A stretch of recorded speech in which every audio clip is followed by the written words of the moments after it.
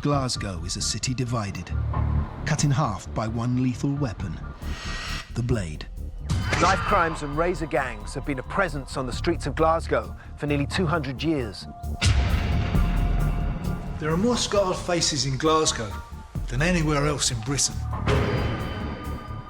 In 2002, the World Health Organization declared Scotland as one of the bloodiest nations in the Western world, and Glasgow, the murder capital of Europe. The roots of this violence lie in Glasgow's back streets and becomes most volatile when the city's two football clubs, Celtic and Rangers, clash. A brutal razor attack in the 1920s shines light on this rivalry, which runs far deeper than football. Almost 80 years later, in 2010, another victim is cut down, this time butchered with a sword after an argument escalates out of control.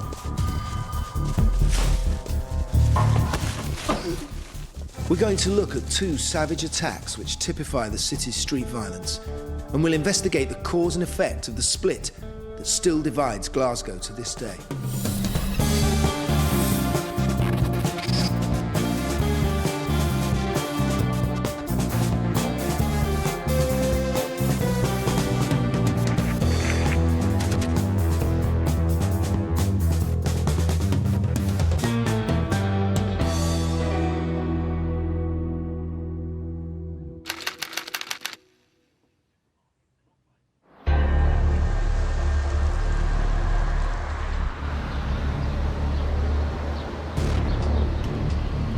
In the 1920s, Glasgow was the most overcrowded city in Britain, with more street gangs than anywhere else. There were 6 times more gangs in Glasgow than even London. It was also one of Britain's poorest cities. Glasgow became the corpse of an industrial city, devoid of the spirit of industry. And in the poorest areas, the razor gangs prospered, and the city's hard man mentality became firmly entrenched.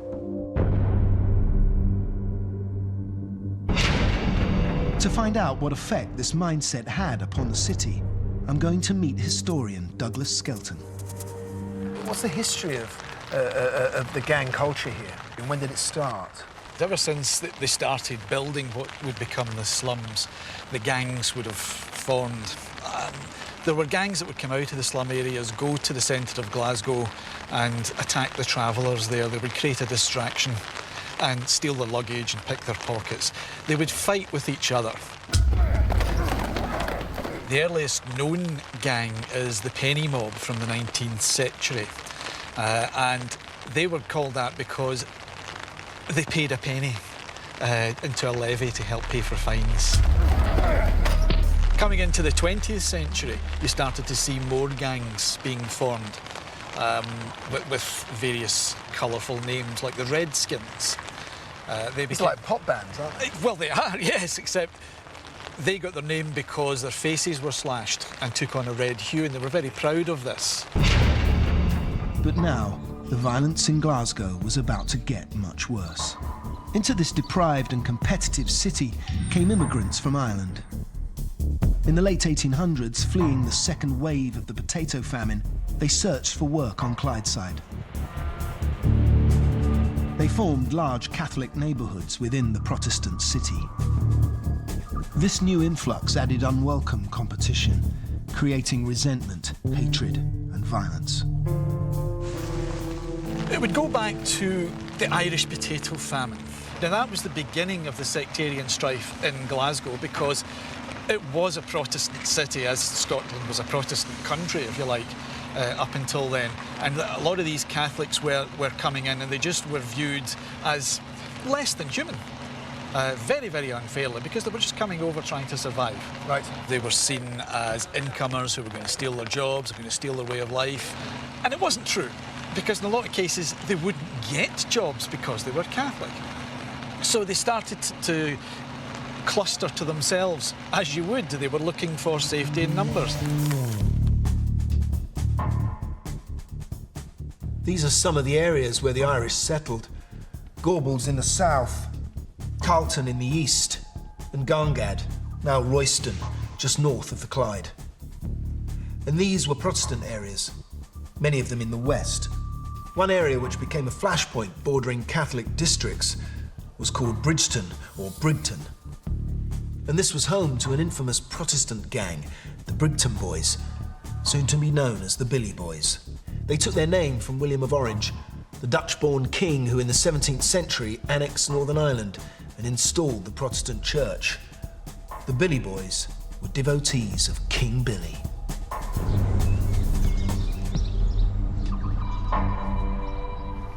Legend has it that the gang was formed in 1924 by a man who came from this street. His name was William Fullerton. Apparently, when he was 18, he made the mistake of scoring a goal against the opposition, the Kent Star, a Catholic gang from Carlton. After the game, he was attacked by a Kent Star player wielding a hammer. He vowed to take revenge and formed a gang of 30 men. Billy Fullerton, who formed them, according to the story, was beaten up by a gang of Catholics when he was in his late teens, and he decided that he would form his own gangs to basically anything they could do, he could do bloodier. And here are the Brigton, or Billy Boys, dressed in their marching regalia. And right here in the centre, with the big bass drum, that's their leader, Billy Fullerton himself. I'm heading now to the centre of Billy Boy territory, known as the Toll, Brigton Cross, where the Billy Boys would all converge. This was their headquarters. They controlled this patch. Being Protestant, the Billy Boys saw themselves as patriotic defenders of the nation. Like mercenaries, they even loaned their services out to right-wing political movements. To learn more, I'm meeting up with historian Andrew Davis. Now, I understand that the Billy Boys were employed politically as well by some of the local politicians. That's right. There are reports of the Billy Boys disrupting left-wing meetings in Glasgow so that meetings of the Communist Party, for example, were vulnerable to being attacked. So unlike other gangs which very much stand outside of the law, the Billy Boys saw themselves as upholding the moral high ground. They did, and they very much saw themselves as defending not just their fellow Protestants in East End, but defending the Constitution. The Protestant Billy Boys could be called upon for a show of muscle to repel any opposition. They were organised and dressed like an army. This was a gang that almost saw themselves in a sort of military way, didn't they? They were quite well-disciplined, drilled. You paid money to be in this gang. What sort of things, how did they present themselves in that way? Well, the gang was organised into sections with around 40 members, and apparently each section had its own leader, and that leader was then answerable, as it were, to the senior ranks of the gang, with Fullerton very much at the helm.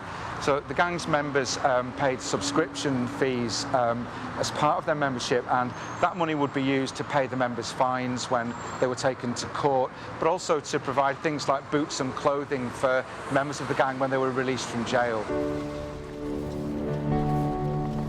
So they would see themselves as being part of the establishment because the establishment was Protestant. Because they came with flags and they came with song and they came with all those things that make up a regular army. What had happened there was that when the Irish came over, it wasn't just Irish Catholics that came over, it was Irish Protestants as well. The Orange Walk was marched, or still is marched, to commemorate the Battle of the Boyne in July. And Billy Fullerton was quick to recognise that this was another strand that he could do for his Billy Boys. So he set up a flute band, and that's where they had the uniforms and the songs and the instruments.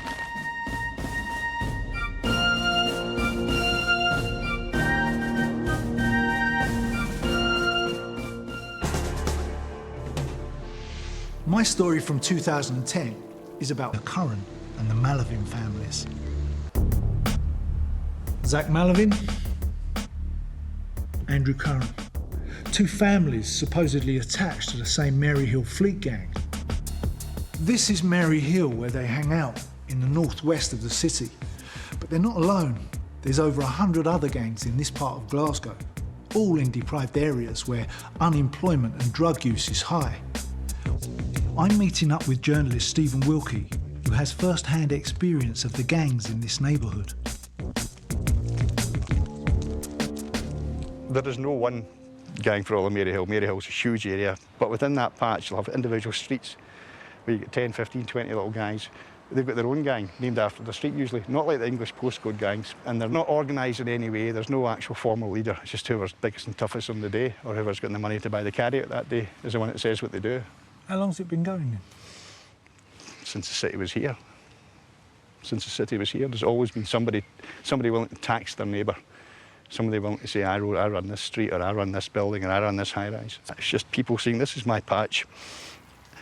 Come into it at your peril. I'll come into your patch and I expect to get attacked, but I'll drag you back to my patch and my mob will kill you. Yeah, and it's kind of cavemanish. Once the violence was sectarian, but now it's mostly about drug turf, or in this case, plain old pride. The slightest slur upon another family can result in a bloodbath. This story is about the fallout between the Curran and the Malavin families. It was ignited by a juvenile joke.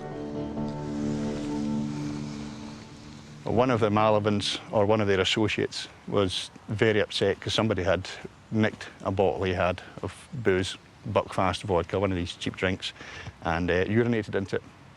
And he took a swallow and spat it out, and it came from literally a stupid little insult, or a prank, teenage prank, which is what you'd have called it, and ends up a guy dead. It was a friend of Andrew Curran's called Paul Brown who had urinated into Zach Malavin's drink. Malavin would soon retaliate. Now, as you can imagine, Zach Malavin wasn't very happy about this, so in reply, he stabbed Brown and Curran. Then later tried to run Curran down in his car. To prevent this turning into an ongoing feud, Curran's father, also called Andrew, arranged a meeting with the Malavins in Maryhill Park to sort things out. His father, who's of an age who will know you don't mess with a big family like the Malavins, picked up the phone, made an approach and said, get the boys down to the park, we'll sort this out. We're not talking about what we call in Glasgow a square go, which is a no-weapons fight. Yeah. They weren't talking about that, they're talking about sitting down and just getting it sorted. So why did they choose this then? Because there's no CCTV. So you can sit in here at night, you can drink your drink, you can smoke your dope, you can party with your pals, have your music on, and nobody's really going to interfere with you. Yeah. And whatever you get up to, it's not on tape. Both families agreed to meet here, Maryhill Park, on the evening of April the 16th. It culminated in a bloody and barbaric slaying that shocked the whole community.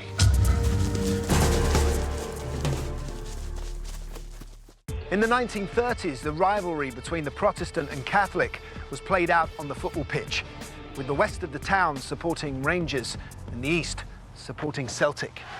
In spite of the weather, we saw Celtic trying their skill against the Rangers. Celtic kicked off and run straight into the attack. The Billy Boys use their loyalty to Rangers as a way of attacking Catholics. Real trouble breaking out on the terraces here. They would infiltrate the Rangers fans to provoke battles with Celtic supporters. Referee has stopped the match, as he would have to do, of course. One of their many fights took place here, on a train. On the afternoon of the 3rd of March 1934, a group of about 500 Rangers supporters were gathered here at Bridgeton Station on their way to a match at Ibrox. Andrew is taking me to the exact spot where they had all amassed. It's now a disused platform beneath the new station. Oh yeah, rather you than me.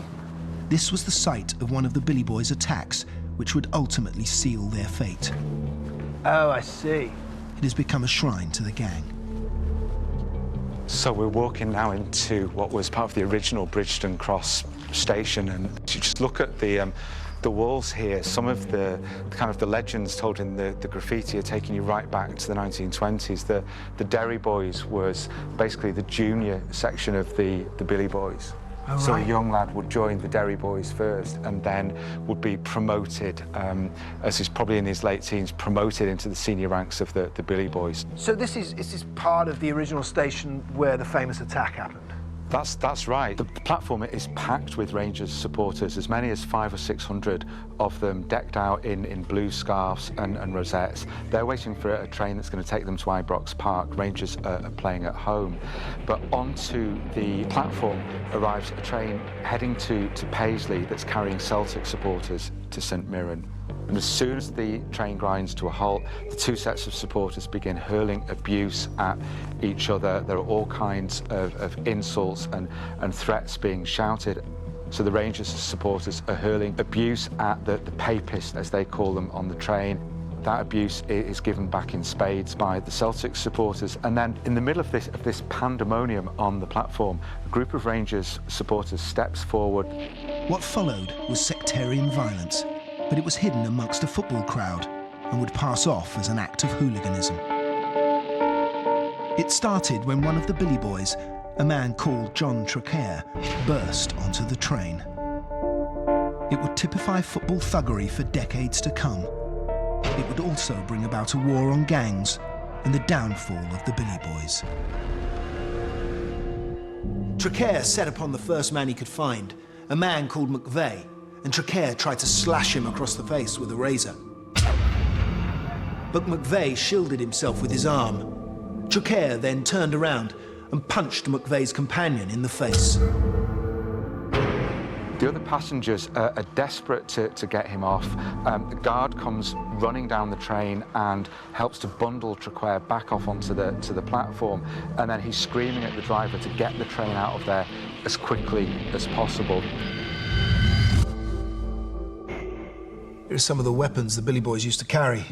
Knives, hatchets, hammers. And this is a razor, like the one used by Traquair in the attack. It wasn't just a regular group of Rangers fans. It wasn't. Traquair was very much associated with the Billy Boys. He had quite a record of taking part in sectarian gang fights in the East End. And what seems to have happened here is that a group of Billy Boys has planned this ambush, and they've used the much bigger group of Rangers supporters on the platform as a kind of cover or a cloak for their activity.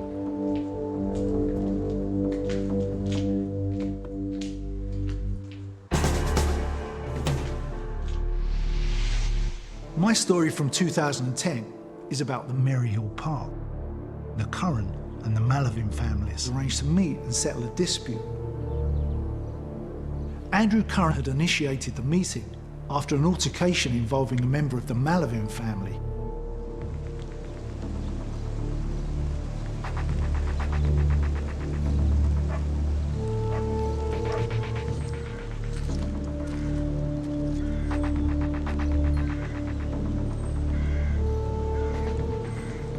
So the Malavins and the Currans arranged to meet here. Yep.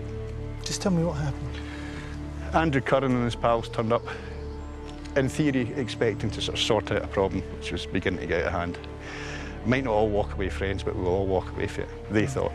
But the Malavins were never intending to do that, because they turned up with the shotgun, the knives, the machetes, etc. And young Curran turns up with his pals.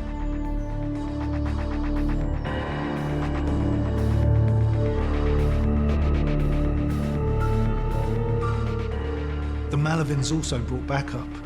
The two sides clashed. Andrew Curran Sr. was called on his mobile and, unarmed, ran to the park with his friend James McGregor to help.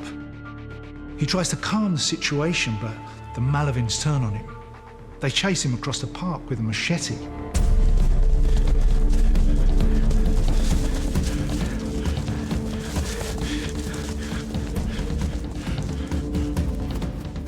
Talking about a man in his 40s, perhaps not his fittest, getting chased across the park by presumably a mad, full of drugs or drink kid waving a 3-foot machete at you.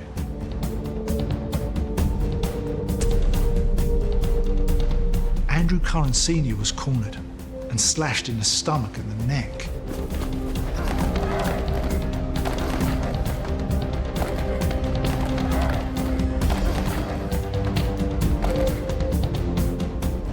His son could only watch as his father clutched his throat as blood just poured from it. And he's been pretty brutally dispatched. He was attacked with a machete. Machete, yeah, which is jungle stuff. It's horror book stuff.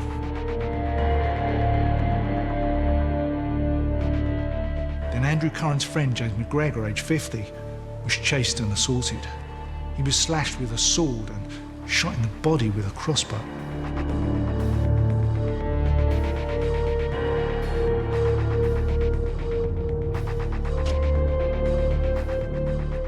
To me, it looked like the whole scenario was hijacked so that somebody could do something nasty to somebody. And the premise for it all was this: there's been a slight, there's been an insult, you've taken it too far, whatever, with this bottle of pee. So you think the two families had a problem before? I think the Malavins had a problem with young Curran. Once you turn up in a park, one with a shotgun, one with a machete, 2 or 3 with knives, you're not there for any reason other than to inflict serious damage. An ambulance was called. Andrew went with his father to hospital. He died the same day. Andrew Curran Sr. was unarmed, yet he was mercilessly stabbed to death in Maryhill Park. He was attacked with a machete after he'd gone to help his son calm a feud with the Malavin family. It's believed Mr. Curran's 18-year-old son was in this area on Saturday night. He got into bother with the gang, and his father, who lived just down the road, ran out to help him. It's believed the gang then turned on him and stabbed him. He was a brave boy to turn up, and his dad did what any father would. You would do, I would do.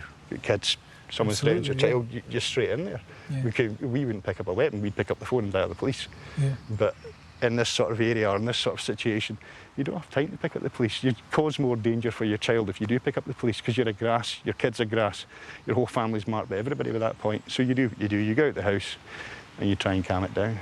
In this tight-knit neighbourhood, no incident goes unnoticed. Calls are made to the police. Police know exactly who's done it. The whole area knew who'd done it. I was at home within 2 phone calls, knew who'd done it. But it's getting the process of getting them into court, getting people to give evidence, getting witnesses assured that they will be safe. When the witness has got to live in the heartland, next door to some of these people, or in the same close, as we call it, the same tenement as their relatives. They've got to go to the same shops, go to the same chemists, pick up methadone from the same chemists, etc. I mean, this is the way it is up here. But despite the intimidation, the perpetrators were charged and taken to court. The Malavin brothers, Angus, aged 26, and Zach, just 17, along with a man named Stephen Sooley, aged 21, were brought to trial at the High Court in Glasgow. Brothers Zach and Angus were found guilty of the murder of 41-year-old Andrew Curran. Zach Malavin got 18 years, his brother, 17. Sooley was found guilty of culpable homicide and received 7 years. All 3 men were also convicted of assaulting Mr. Curran's friend, James McGregor, by slashing him with a sword and shooting him with a crossbow, causing permanent disfigurement. But when the court was over, the violence began. I mean, within hours of the trial finishing, there was intimidation of people who were giving evidence. I mean, 4 hours after they all walked, well, the guys were sent down, the brothers were sent down, there was a shotgun through a window. There was a guy got slashed in Maryhill Road, there's somebody else got threatened in their car. And that's before the family were even back from court. These people were genuinely innocent witnesses, in most cases, who got dragged into something they'd never experienced and then suddenly found themselves getting forced to uphold sort of gangland scruples and morals, if you can call them that, where you don't speak, you don't deal, you don't get... You've seen a guy stabbed to death, or a neighbour you've known for 20 or 30 years gets murdered, and you know who's done it, and you're a decent person. You're going to speak up. But the idea that someone's going to come up 5 o'clock in the morning, some total coward, and put a double-barrel shotgun in the fire, 150 shells, 150 ball bearings through your window, your kids are sleeping, your grandkids are sleeping, yeah, of course. And you don't know when you walk out the door the next morning if they're waiting there. I wouldn't do it. Further violence against the Curran family was soon to come. This is Rothurst Drive in Somerston. Just 1 month after the Malavin brothers were jailed, the victim's son, Andrew Curran, was attacked right here. He was stabbed several times in the head with a machete, just yards away from where his father was killed. I wondered just how often attacks like this happen in Glasgow. In a single year, 2008, 2009, assaults with a sharp object in the Glasgow region resulted in over 2,000 occupied bed days in hospital. That's 6 beds all year long, containing the victims of blade attacks. I've never come across anything like this before. This clan-like culture is so aggressive and violent. It's just totally alien. To try and grasp an understanding of it, I'm on my way to the Southern General Hospital to meet surgeon Dr. Christine Goodall. Christine. Hi. Nice to meet you. Nice to meet you. Martin. Hi, Martin. So you're an oral surgeon. Yeah, that's right. Just explain to me what that is. Well, you would understand an oral surgeon probably as the person who takes out your wisdom teeth and does things like that. So a lot of what we do is dental, but we also deal with facial trauma, usually as a result of violence, usually young men actually. And we have to deal with injuries that range from anything from just bruising from fist fights right up to very, very serious injuries that have been caused when people start using weapons. What sort of injuries do you see with someone coming in here with a razor cut? Well, what you would typically see is a big scar across the face, and oftentimes what people do is they'll slash somebody like that. So that's what you tend to get. That's not a good place to have a facial scar. Why? The easiest ones to repair are the ones that fit into the lines that everybody has on their face. So into those kind of sort of smile lines. If you have one right across your face, then that's always going to be quite obvious. And that's typically what you see from these injuries. The worst sort of those are the ones where maybe 2 razor blades or 2 Stanley blades have been stuck together on the back of a toothbrush, leaving a small gap in between. And that gives you a very difficult scar to repair because you have to take out the piece of tissue in the middle. And then you have to pull it all together. You have to put it all together, and you're left with a deficit of tissue then. And why is that? Just explain to me. Why can't you sew both the lines? It won't have enough of a blood supply to survive. Right. So the bit in the middle, it would tend to die and fall away, and that would leave you with a bigger problem. So you're better to cut that bit out and stitch together what you've got. But it unfortunately leaves you quite a wide scar. And that's very difficult to hide later on. Do you ever see someone coming in here with the Glasgow smile? You occasionally do see it. More times than not, it would be one side and not both sides. The typical Glasgow smile is cut on both sides. Yeah. And that's very much a gang thing where somebody's been pinned down and that's been done to them. But oftentimes you would just maybe see one side and not the other, and it's a cut from the side of the mouth right up. And again, a very difficult wound to repair well.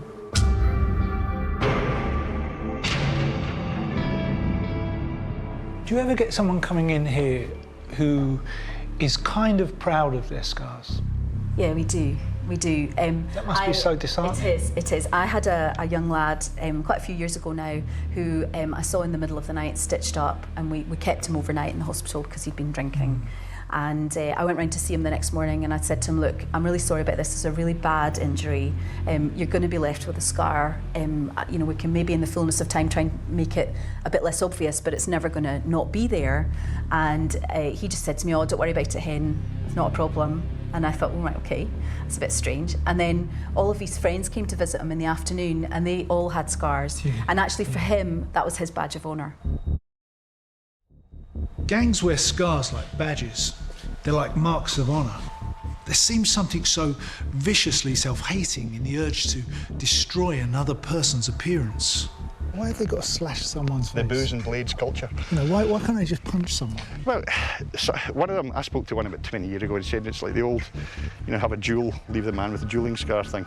And I said, you see it? He said, well, that's what it was like. It's like Zorro time and like the Austrian sword fencing. So you leave a guy with a mark, so everyone knows I've tanned him. So next time you see him in the street, I've claimed you. And the guy's got a smile on his face. The Glasgow smile, which is the classic, up the sides. I'm looking at a Glasgow gang called the Billy Boys, one of the largest and most organised gangs in the city's history. After John Traquair attacked a Celtic supporter on a train, the police started a manhunt. At 10:30 p.m, a man is charged with drunk and incapable behaviour and is taken into custody. It took them 2 days to identify the man. Presumably once he'd sobered up. They finally ID'd him as John Traquair, the man who so brutally attacked John McVeigh on the train. He was charged with mobbing, assault and rioting. The trial of John Traquair would be a turning point and came as a surprise to everyone. At that time, the law had been heavily biased towards Protestants. They had often been treated leniently, but this time the judge showed no favours.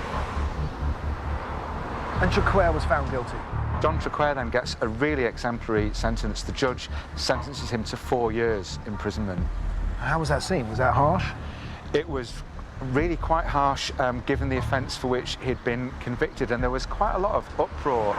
There's a petition launched in protest against the severity of the sentence, and something around 40,000 people signed that, asking for a review of the sentence, that really, protesting that jail term was far too long. And was it changed?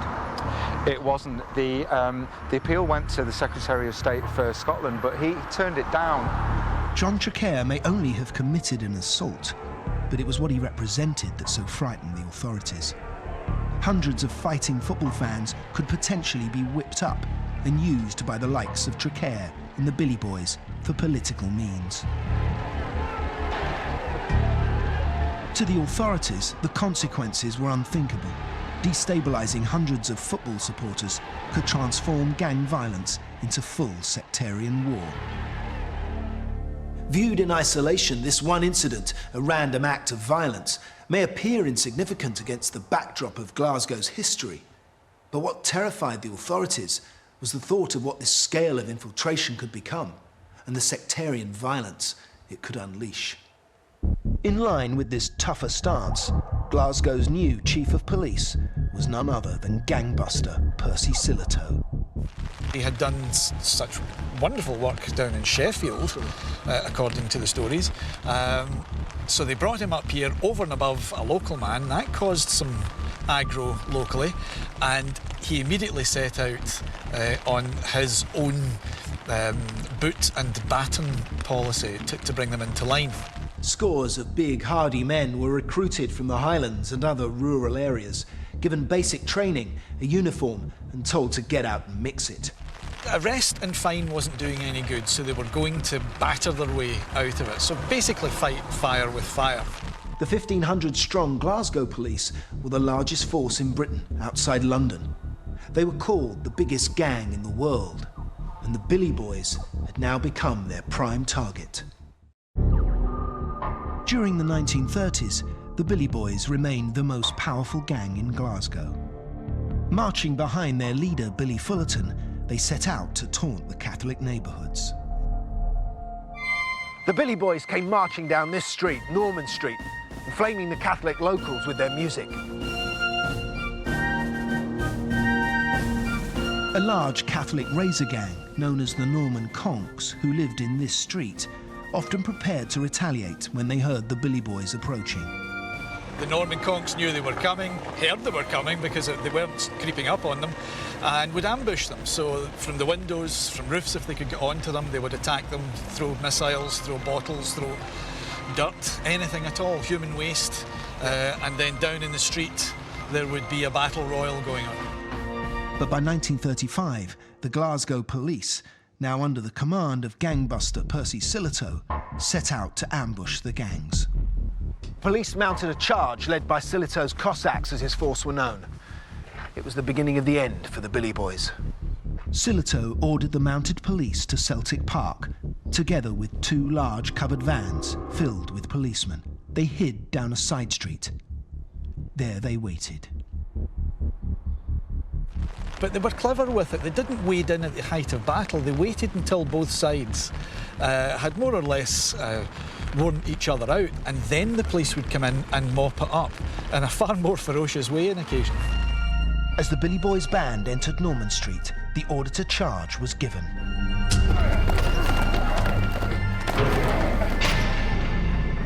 This road here became littered with casualties. The police had broken up the parade, scoring an historic victory. According to Sillitoe, only one of the Billy Boys escaped without injury. It was Elijah Cooper, the big drum player, who hid in his drum until he could surrender peacefully. But that wasn't necessarily what broke the gangs in the end. It was his intelligence gathering techniques, it was other things that he did. It wasn't just the violence, it wasn't the untouchables, it wasn't the Sillitoes Cossacks, as the Mounties became to be called. Right. It was the whole package. He brought in all sorts of revolutionary new ideas to the Glasgow police force. Everything came together and helped bring the gangs down. Didn't destroy them, didn't wipe them out, but it certainly brought them down a peg or two. Billy Fullerton was sent to prison, and while he was inside, Sillitoe was able to inflict the most damage by seizing the Billy Boys' bank account. There he found £600 stashed away to pay the gang's court and legal expenses. It would spell the end of the Billy Boys, but Fullerton's extreme prejudices would soon find new outlets. When he came out, Billy Fullerton created a 200-strong band of Mosley's Black Shirts until the fascist leader was interned. Later, Fullerton formed Glasgow's own branch of the Ku Klux Klan. As well as despising people of colour, the KKK was also anti-Semitic and anti-Catholic. Billy Fullerton died in poverty in 1962, aged 57, in a single-room tenement home in Brook Street, just to the north of Brigton Cross. He was given a spectacular send-off, including flute bands, as around 1,000 marched in his funeral cortege from Brigton Cross to the cemetery at Ridrey in the northeast of Glasgow. There he is buried in an unmarked grave.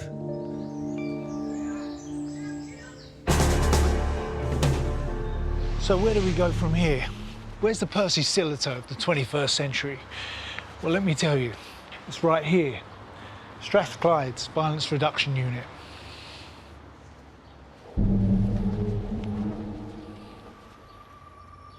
I'm about to meet Karen McCluskey. She's a director of this unit, which she set up in 2008. She's responsible for bringing about a radical new approach in tackling gangs. She did what no one had ever dared do before. She hauled in all the gangs and laid down the law to them. We wanted to try and make a big change because you can't just take 10 people. It has to be about hundreds to achieve a real big shift in gangs. So how'd you do that? We had to get the parents, we had to get the schools, we had to convince them to come in. And we had the most fantastic sheriffs down in the court. And they pretty much let us have the court. And we had a sitting sheriff. And we got all the guys in, and we had 120 in the morning and then another 100 in the afternoon. And the chief would stand up. And so you were putting rival gangs in the same room? All of them. I mean, this was about, you know, it's a really risky strategy. I mean, I think when we started, I thought it'd be catastrophic or it'd be really successful. You know, these guys having weapons, we had to search them at the front door, we had a whole range of things in place. And we got them in the courtroom, and the chief stood up and we flashed their pictures around the room. And we said, we know who you are, we know where you live. And he said, I'm so powerful, I can have them all outside your front door if I so wish, my corpse. You know, I can make your life really difficult. It's not hard, you know, but we want you to stop. We want you to stop this because I don't want to go and see your parents and tell them that you're dead or they're coming to arrest you for a murder. So you came down hard on them. This is a soft approach. The chief was, I mean, this is about hard enforcement, it's about the community, and it's also about, making a promise, make a choice. And then we get a surgeon to stand up and he says, you boys might not know what you're doing, but let me tell you what I get in my surgery. And he shows them the pictures.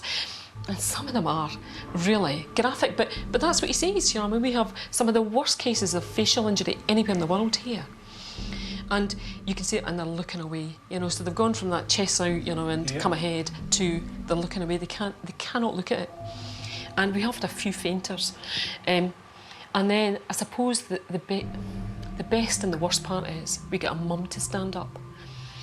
And it is just, unless you'd seen it, it's very difficult to explain. But she stands up and she says, you boys might not care about yourself, but here's what happened to my son when I cradled him when he died. And I go into his room every single day and I will never get over it. It's destroyed my husband, it's destroyed my family, and I cared about my son. And you know, and you could hear a pin drop in the courtroom. I know exactly and you where can you're hear them. coming from. You can hear them sobbing in the back, because regardless of how beleaguered some of these families are, they love their mothers. Yeah. And it's the most powerful thing ever. And we then say, make a choice. You can make a choice here. And the really interesting thing is, for lots of the people that we deal with, they've got no choice about where they're born, what parents they're born to, what school they go to, even what gang they go into. This sometimes is the first time in their life that they've had a choice. And it is amazing how many of them stand up in the court and say, I want out. Everything I've seen and learnt in this city is like no place I've ever experienced before. No matter what the area, there are gangs. But it's not just the gangs. Here it's a whole deep-rooted mentality that goes with it. You have to admire the work that Karen is doing, but I wonder if it can ever eradicate the hatred, the bitterness, the violence, which has become so ingrained here. It's like a life force of its own. So what's the future hold for Glasgow's gangs? Well, I think we're turning the corner. I mean, what we realise now is young people live in the OK and hello culture. They want to look good. Yeah. They want to, they're conscious about their appearance. If you get a scar on your face, you'll not get the job you want, you'll not get you'll not get the girlfriend you want, it will affect you for the rest of your life. And I think sometimes when the medics go in, I think the kids are starting to see it, They talk about alcohol, they talk about the sugar concentration in alcohol and say to the girls, look, you put on loads of weight, it's no good in lycra, and, but these are the things that motivate people to change their behaviour, and that's what we want. We want them to step away from doing the violence and to be brave enough and to have enough resilience to say, I don't want to be part of the gang. So what are the results? Well, we've had a 50% reduction in our, offending, our our violence. So, I think it's probably exciting times, but it's resilience you need. This is a long term. It's been here for 100 years. Yeah. 120 years. So you need to be pretty exceptional to try and drive it out.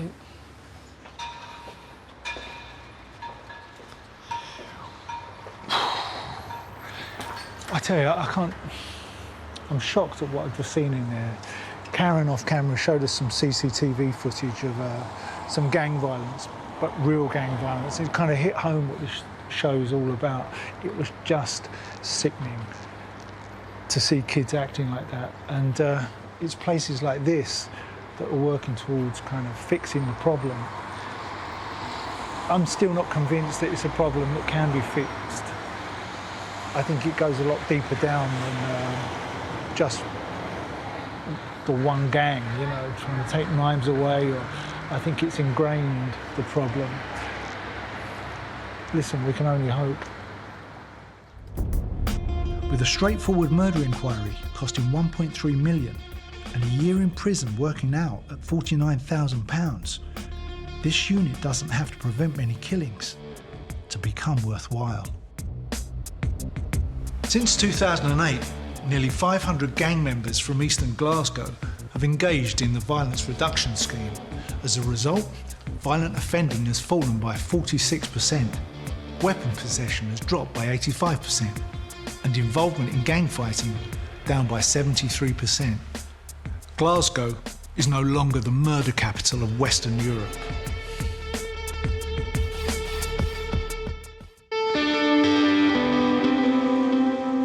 Liverpool, the Venice of the North, and its lifeblood, the River Mersey. From the very beginning, the docks here have determined the fortunes of this city. They've also allowed local criminals to play a part on the global stage. The most infamous was Curtis Warren, known as Cocky, a leading figure in the Liverpool Mafia and an international drug smuggling ring that controlled Britain's £2 billion a year cocaine business. The only known criminal to make it onto the Times Rich list. But Liverpool gangs haven't always been such high rollers. In the 19th century, the stakes were much smaller. An innocent man was kicked to death for just a few pence. It was a crime so violent it caused public outrage and became a landmark in the war against gangs in Liverpool. We'll be looking at two very different gang crimes, one for sixpence, another for £40 million.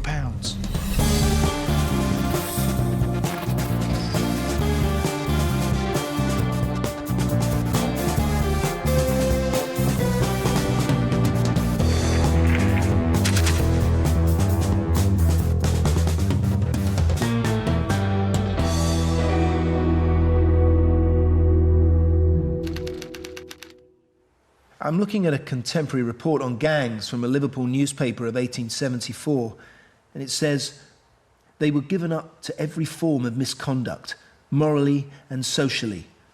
They preyed upon society and degraded the very instincts of society. They were the cornermen."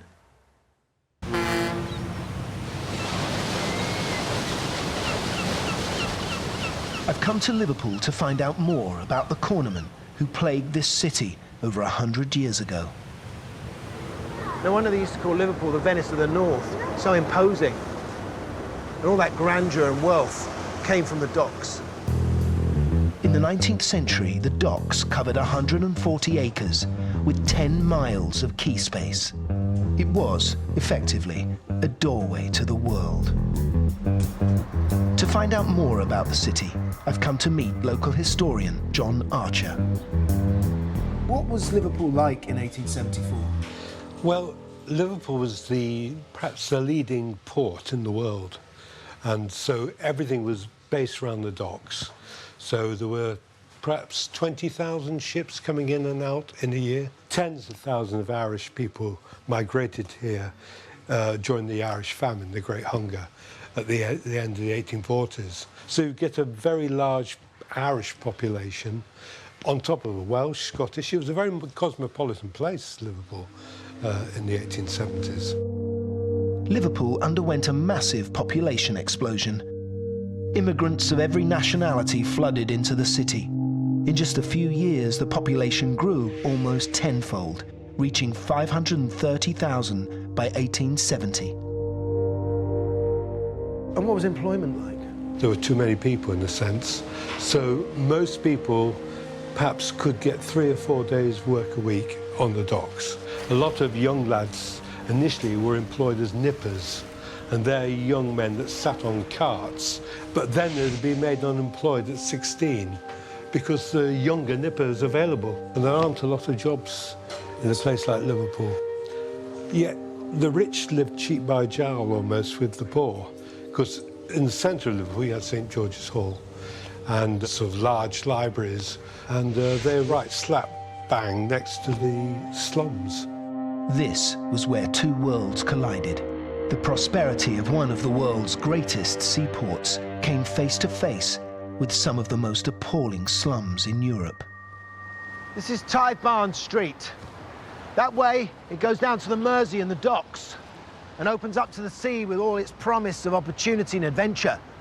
But in the late 1800s, if you walk that way, you'd walk into a maze of slums. The Victorian pedestrian, within 5 minutes, could go from hope to despair. What must it have been like to live in that murky underground world? A place made up of petty criminals and thugs who would turn to violence as a first resort.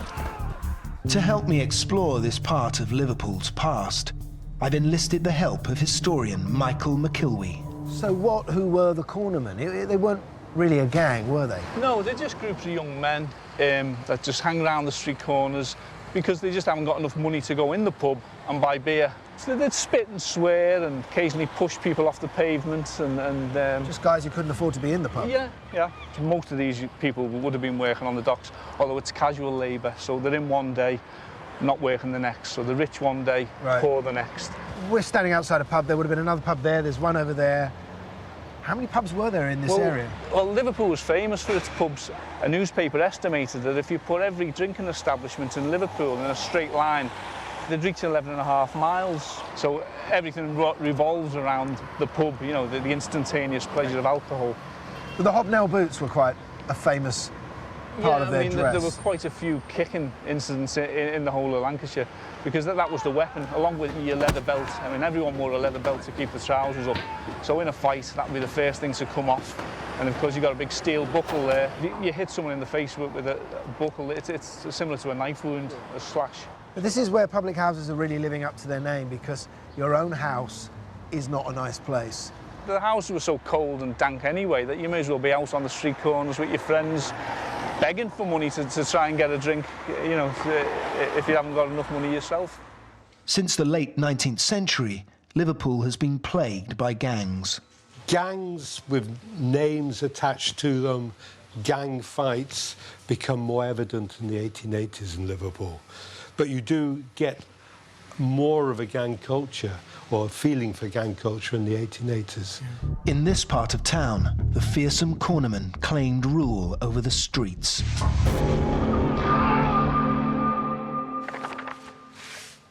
This is a map of the city back then. And this is Tithe Barn Street, running along here to the docks, with their huge berths all full of container ships. And up here, this is where our cornermen would have hung out, wearing their trademark boots, their soles covered in deadly nails.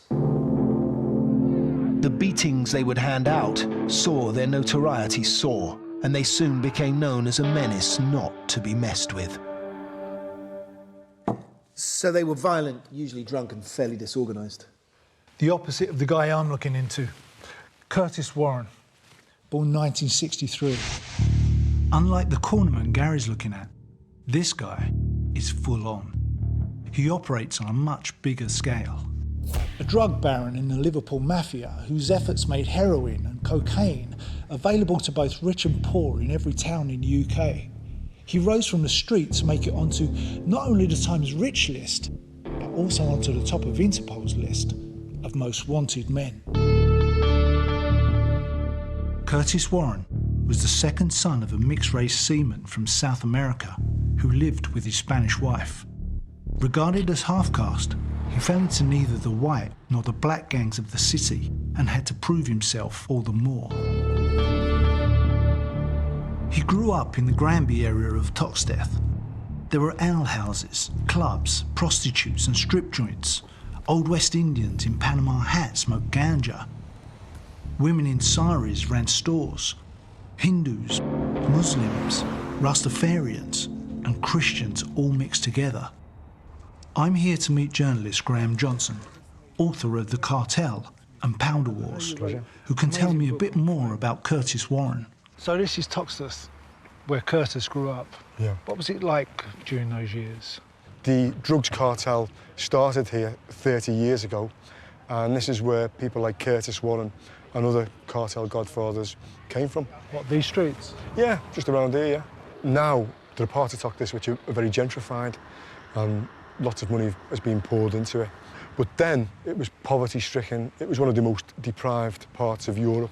So you had a lot of connections to the docks. But listen, they all closed down in the early 80s. Loads of jobs went, 25, 30% unemployment around here.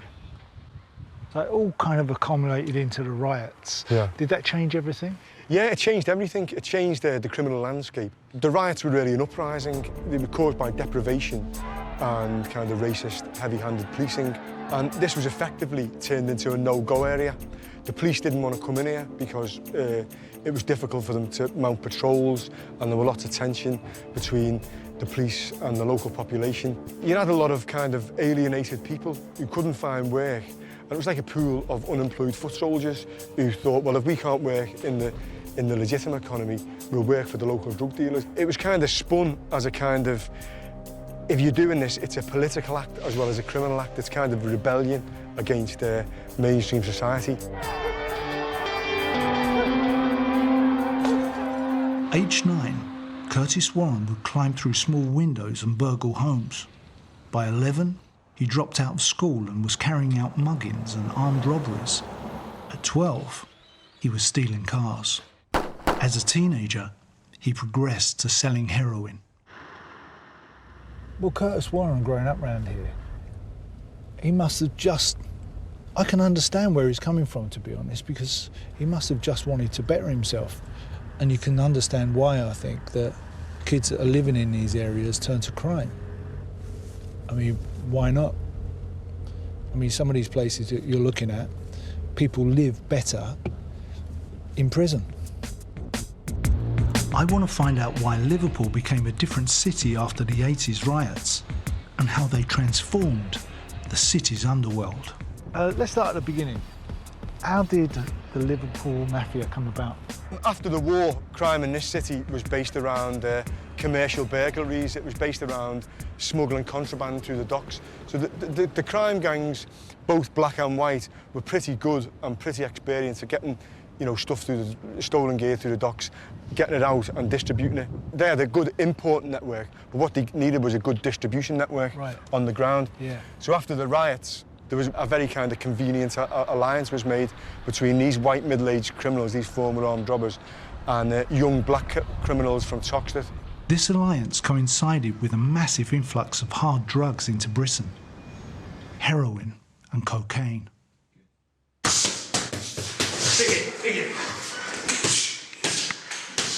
Sean Smith has been a bouncer working on the doors of many of Liverpool's clubs. He noticed a dramatic change in the city when the white and black gangs first started operating together.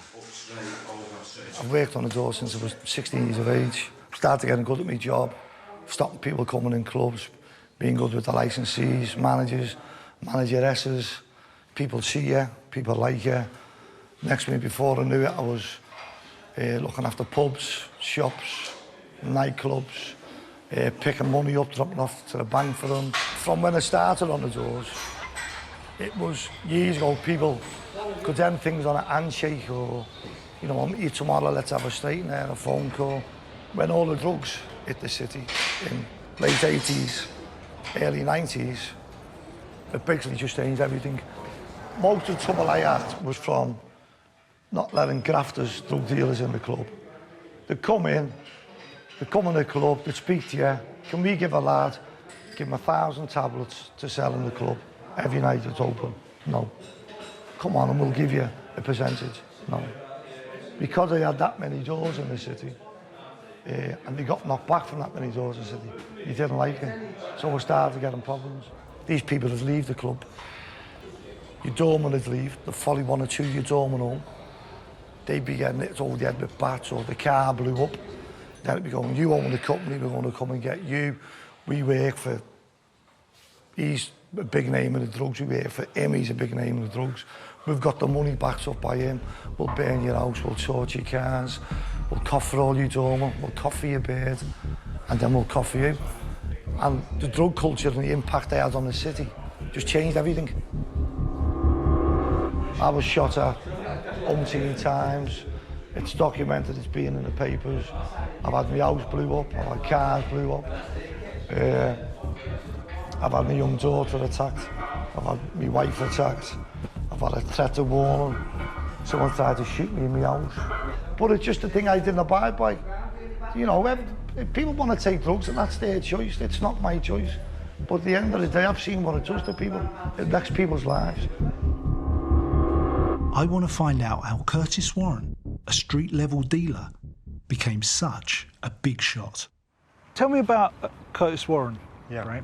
So he starts off in Toxteth as this kind of small-time drug dealer, and ends up practically sitting on top of the pile with the Liverpool Mafia. How does he do that? Well, he started off as a burglar, and then he got involved with a travelling network. These were kind of unique to this city. These were networks which would go out across the country to commit crime. Scotland, Cornwall, London, the South Coast. And they'd be doing burglaries and selling drugs and whatever. And he got involved with one of them. And he got involved with one which went to Europe. And that was partly down to the football. Liverpool were doing well in the early 80s. So you got lots of fans who were going abroad.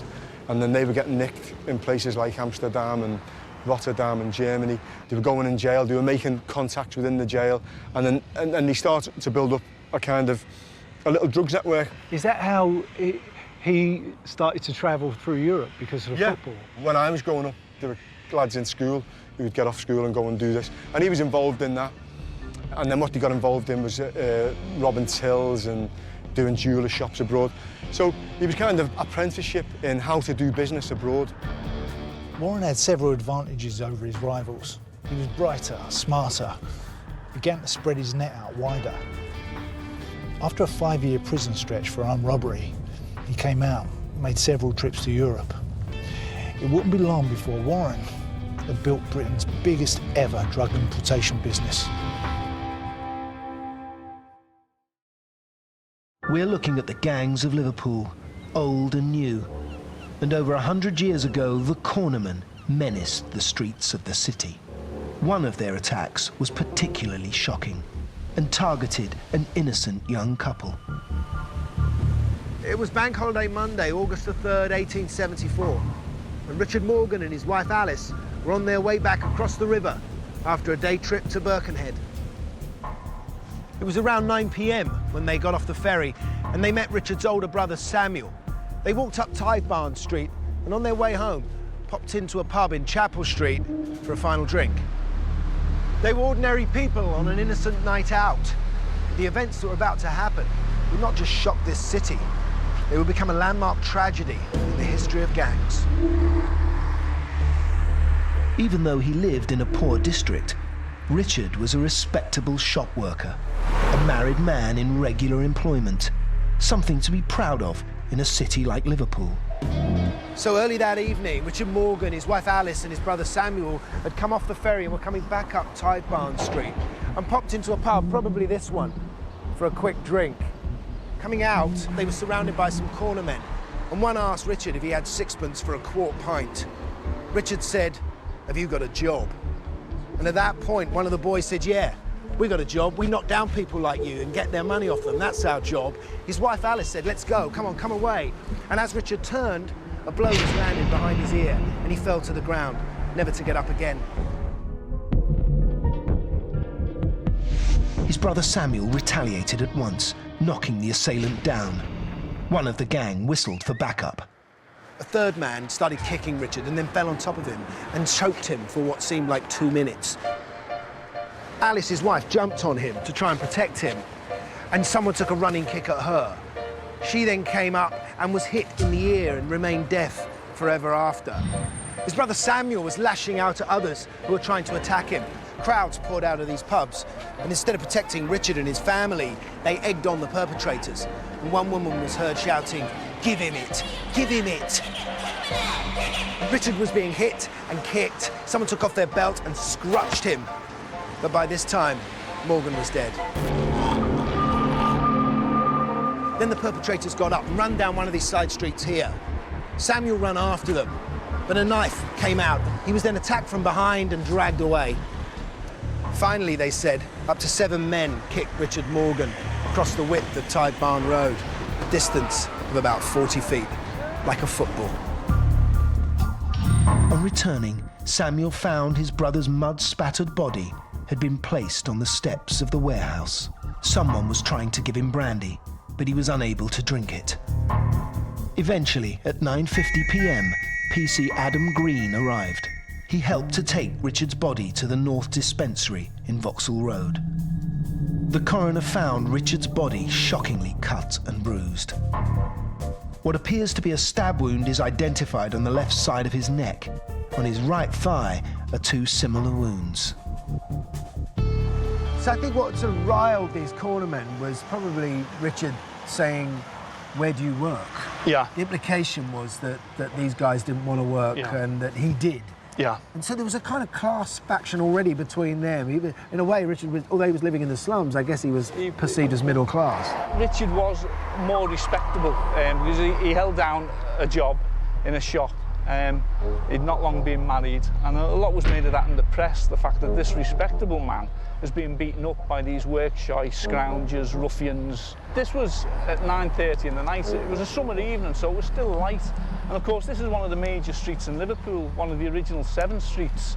This wasn't some rough back alley hidden away from the patrol and policemen. There were lots of witnesses to the crime, and yet nobody intervened. And not only did they not intervene, but some of them, including women, actually shouted encouragement to the attackers, such as "Give it to him, give it to him." And in fact, some of the men then joined in the kicking. And that was so shocking at the time.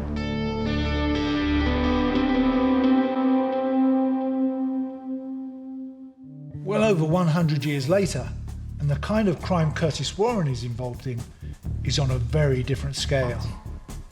Warren had been busy learning the craft of crime. To get an idea of the whereabouts of Curtis Warren, you have to look way beyond the streets of Liverpool. In 1987, he was in Switzerland. He went to France, Holland, and to Spain. which had become a major drug importation centre.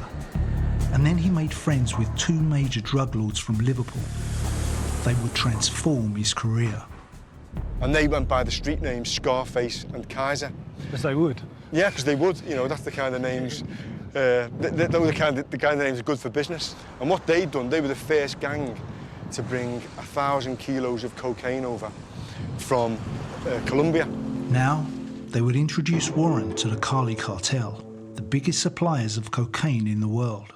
Curtis Warren came over as a kind of, he was a small-time drug dealer by then, and they introduced him to a couple of Colombian brothers who were able to kind of serve him up cocaine in large amounts, and that was how he got his kind of step up into the big time.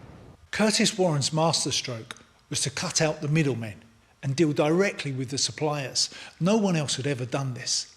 It shot him straight up into the big league.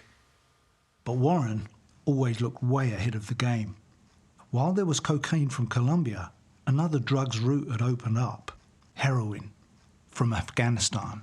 On the 18th of November 1993, a truck leaves the port of Felixstowe and heads for the M25. Its destination is Liverpool. Aboard is a consignment of heroin from Turkey. About 80% of the drug entering the UK is grown in Afghanistan and Pakistan before travelling the Balkan route to Western Europe. Drug runners are quick to know if they're being followed. They employ gangs of people to look out from footbridges like this. First sign of trouble, call the job off. This time the driver is unaware he's being followed as he heads for the M6. The police have been keeping a discreet distance. 14 different cars are used to trail the truck. They even have a helicopter. They're not going to let this one slip away. The truck joins the M62 and pulls into Burton Wood service station near Warrington. It comes to a halt in the lorry park. And then one of the officers spots a rarely seen face. Curtis Warren. He observed the lorry and he was looking to see whether there was anything suspicious going on. Because people who knew him said he had a kind of sixth sense, like many of these criminals, of, you know, when someone was on him and when he was getting investigated. He looked at this lorry and he wasn't happy with it. For some reason, it triggered an alarm. He walked away from it and sacked it and let it go. But in many ways, it was too late. The truck set off from Burton Wood Services. It went across country to the M1 and headed south towards London. The truck pulled into Scratchwood Services. The Merseyside firearms team swooped, forcing the driver to the ground at gunpoint. They searched the truck. It appeared to be empty. The police dismantled the lorry. Behind a rear panel, they discovered a metal plate stretching the width of the trailer. There were 20 drawers, each 10 foot long, 8 inches high, containing 180 kilos of pure heroin. Cut and sold on the street, it would have been worth up to £40 million. At the time, this was the largest shipment ever captured in Britain. It gave the police the connection they needed to start a fresh investigation, focusing on Curtis Warren. An innocent man lying dead in the street, the victim of extreme violence. The motive? To steal just sixpence. The public would be shocked, and this single event would never be forgotten. It would be remembered as the Tithe Barn outrage. 26-year-old Richard Morgan had been killed over a sixpence. His brother Samuel bravely set off to capture the assailants. One of them was a violent man called John McCrave. So Samuel, the brother, I mean, what kind of a man was he? I mean, he chased the attackers. He grabbed hold of one of them at one point and he got away, and he was about to grab him again, and the lad, John McCrave, turned round and pulled a knife on him. The crowd that had run with them down one of these side streets next to the pub actually pulled Samuel away, probably to protect him from John McCrave, who had a knife. So John McCrave ended up getting away altogether then. Travelling the short distance home, Samuel discovers the tragic news that his brother is dead. Did McCrave get caught later that night? Yeah, later on that night, McCrave ended up back onto scene to see what was going on, Somebody identified him and they went round to Samuel Morgan's house and told him that McRae was back on the scene. So he went round and McRae was arrested. So this guy has lost his brother. He goes back home, grieving, I would have thought. Someone comes round and says, McRae is on the street again. Yeah. What was McRae thinking? I have no idea. And he came back out and just made a citizen's arrest. Yeah, and they handed him over to a passing policeman. Accused of murder by Samuel, McRae boasts that he had witnesses to prove he didn't do it. They had McRae, but what about the others? So when they brought McRae in, did he admit to the murder? No, he blamed his two colleagues, Peter Campbell and Michael Mullen. Well, that was nice of him. Yeah. And then the police started looking for them. And they'd escaped, had they? Yeah, Michael Mullen had woken up his brother, who was staying in lodgings, and said, come on, let's stow away on a ship to America. So they immediately fled and got on a ship. Right. And were across the river when they were discovered. There was still a third man at large, Peter Campbell. He escaped to relatives in Chowbent near Bolton. And the police followed his sister, who then got on a train to visit him. Was she one of the ones goading him on? Yeah, well, it said in the trial that a female witness was shouting, give it to him, and probably it was Abe. This becomes a very public event straight away, doesn't it? It's not just another murder in the slum. No, I mean, the national press, and especially the London-based press, are always going on that Lancashire and Liverpool are rough places. Most murderers know the victims, and they're usually friends with them, or it might be partners or wives. But he was a complete stranger, and that was what else was shocking to middle-class people, the idea that they too could become victims to similar crimes on major streets in the town, not just the rough areas. But over 100 years later, it would take more than one heroic individual to catch Curtis Warren. In 1993, the police had just captured £40 million worth of heroin, the largest haul ever seized up to that time. But they had nothing other than a sighting of Warren to link him to the crime. From a young age, Warren had learned every trick in the book. Even though Warren was only 11 when he left school, he spent his teenage years being educated in crime. Whereas a student would go from school to university, Warren would graduate from Borstal to prison. But unlike most criminals and students, Warren doesn't smoke, drink, or take drugs. He has a photographic memory of numbers, telephone and bank account details. He never writes anything down. He frequently changes phones. He plans meticulously. The police knew they would need every help they could find to trap Warren. Their chance came when in the late 80s, Warren teamed up with a drug trafficker called Brian Charrington. Charrington would become a police informer. In 1991, he flew with Warren to Venezuela to set up a big cocaine shipment from the Cali cartel. Warren organised for the cocaine to be concealed in large ingots of lead. Just to give you an idea of the planning, the cocaine was shipped inside 32 lead ingots, this big. It meant that they couldn't be x-rayed, and to cut them open would take hours. It's also said that Warren knew the length of the drill bits that the customs used, 25 centimetres long. Now just take a look at this. 25 centimetres means you can't get anywhere near the centre. It was with such ingenuity he made the Liverpool Mafia Britain's first and most successful drug cartel. When the ingots arrived in England, customs were suspicious. When they cut one open, they found nothing and let the shipment go through. Only moments later, they got a tip-off from the Dutch police, warning them that there was a cocaine shipment inside them. But it was too late. The ingots were already on their way to Liverpool. Inside was the cocaine. Warren's cut was an estimated £87 million.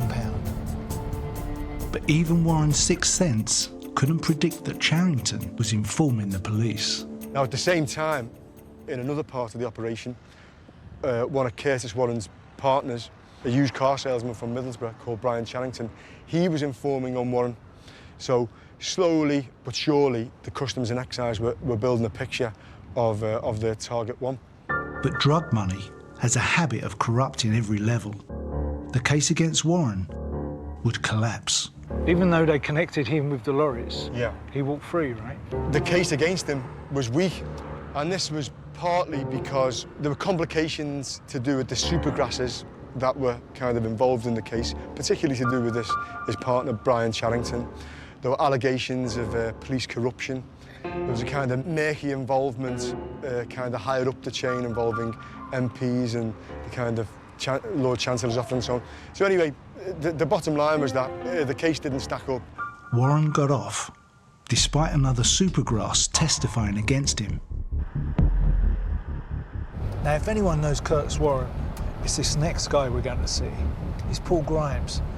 Stood up in the dock, faced him, gave evidence against him, and is now known as a supergrass. Paul has just texted me his number and his address, and we're off there now, so we'll see what he's got to say.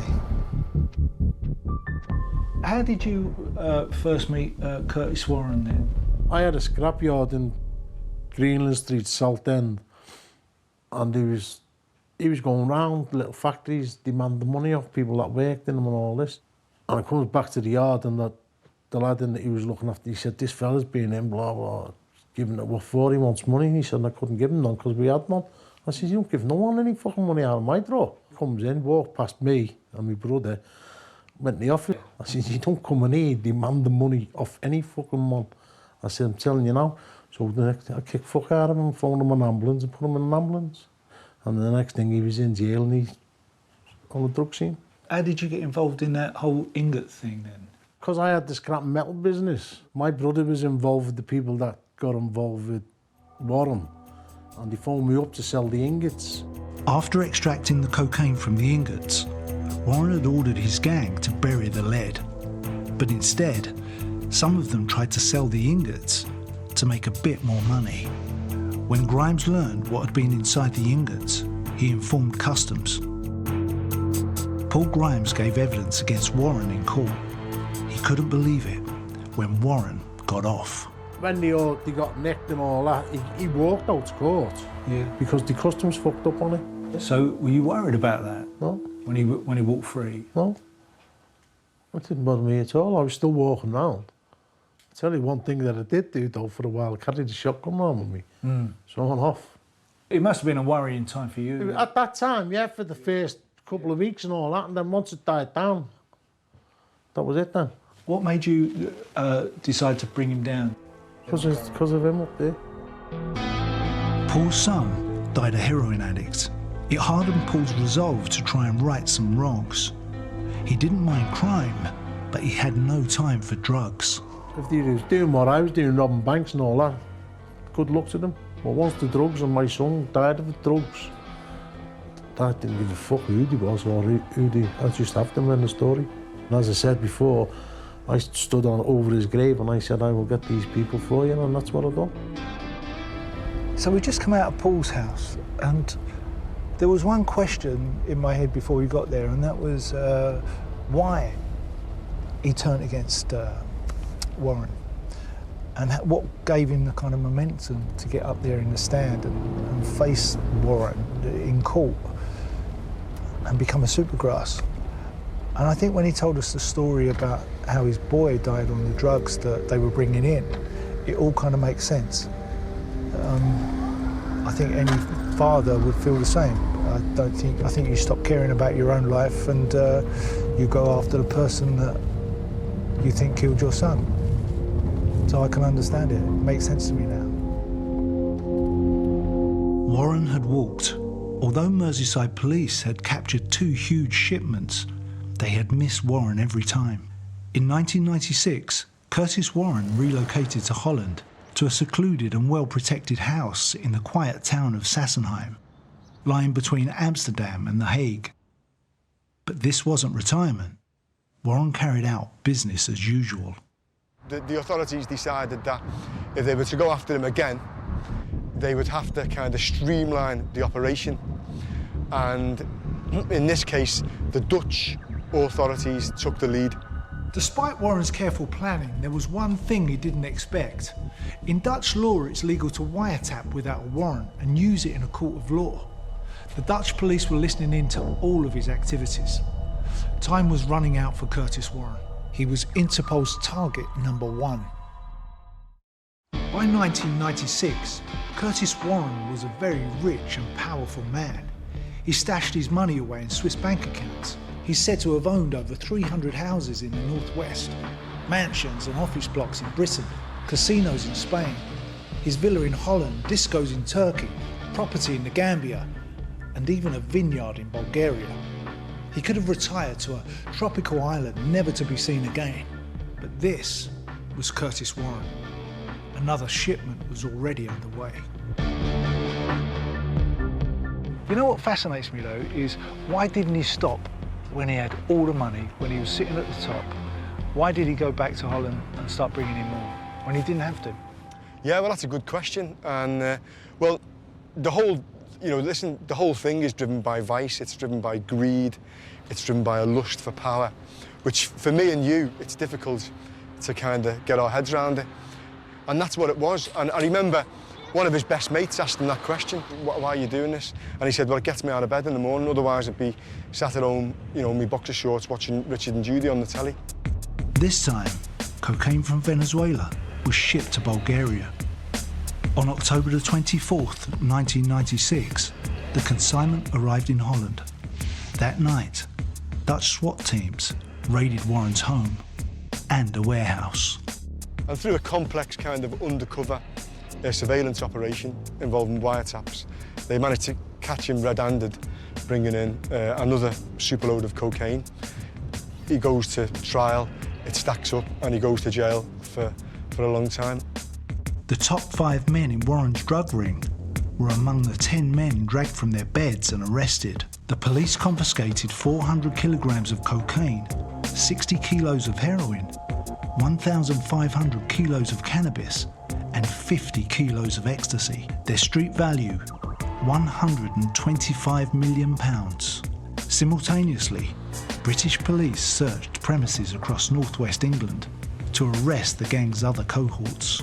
This was the culmination of Operation Crayfish, the biggest joint investigation at that time ever mounted by the police and the customs officers.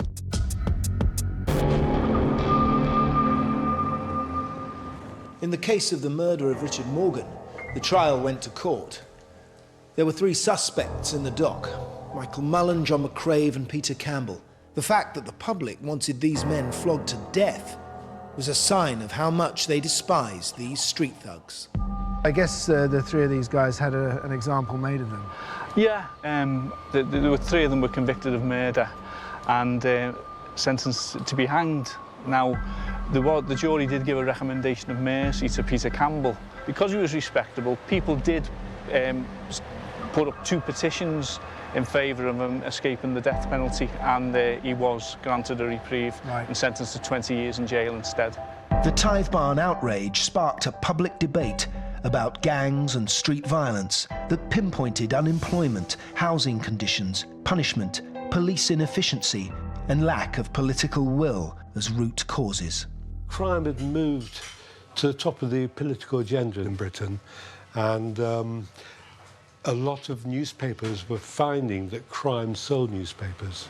Was there a sense that the police weren't doing enough? The police had allowed the cornermen more and more control of the streets. That is, the police hadn't moved them on. The police walked by the groups of young men on corners. They weren't forced to move on, which is what police were meant to do.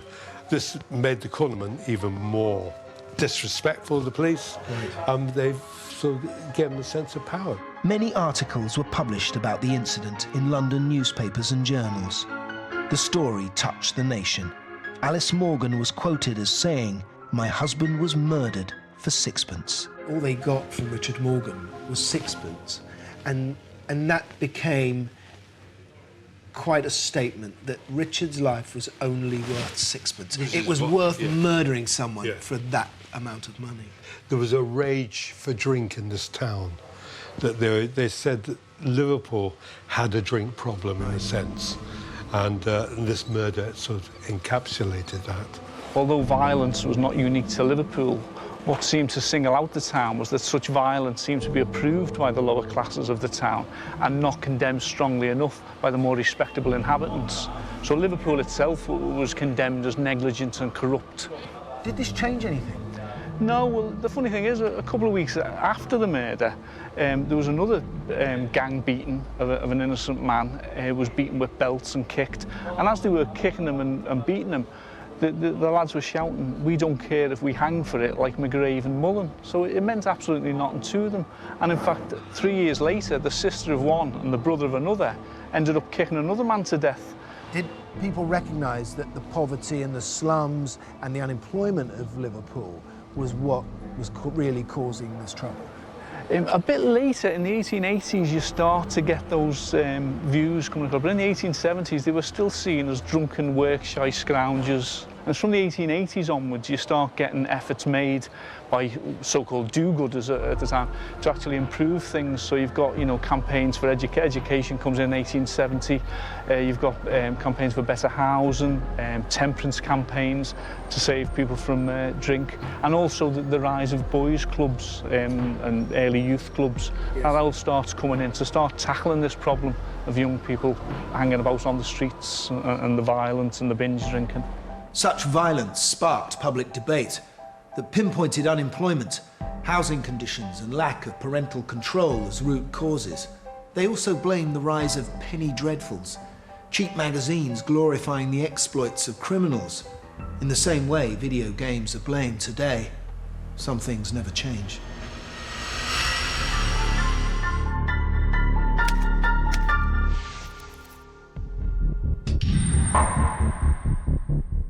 Even though he was behind bars in a high-security prison in Holland, Curtis Warren didn't stop. On September the 15th, 1999, while in the exercise yard, he was attacked by another prisoner. Warren retaliated with such force, the prisoner was taken to hospital where he died. Warren was found guilty and convicted of manslaughter. In 2005, he was accused of running a drug smuggling cartel from his cell, but the case was dropped because of insufficient evidence. Warren was released in June 2007 and returned to Liverpool. If he got out of jail, the first thinking, he's looking to do a deal, he's looking to do some graft, he's looking to link back up with his old mates. He's not looking to go straight, or he's not looking to kind of retire. And that's the problem, really. He's a born criminal. In 2009, Curtis Warren was jailed once more after being caught trying to smuggle £1 million worth of cannabis into Jersey. Although he took all the usual precautions and used phone boxes, which are virtually untraceable, this time he was under constant surveillance. This time the authorities had the evidence.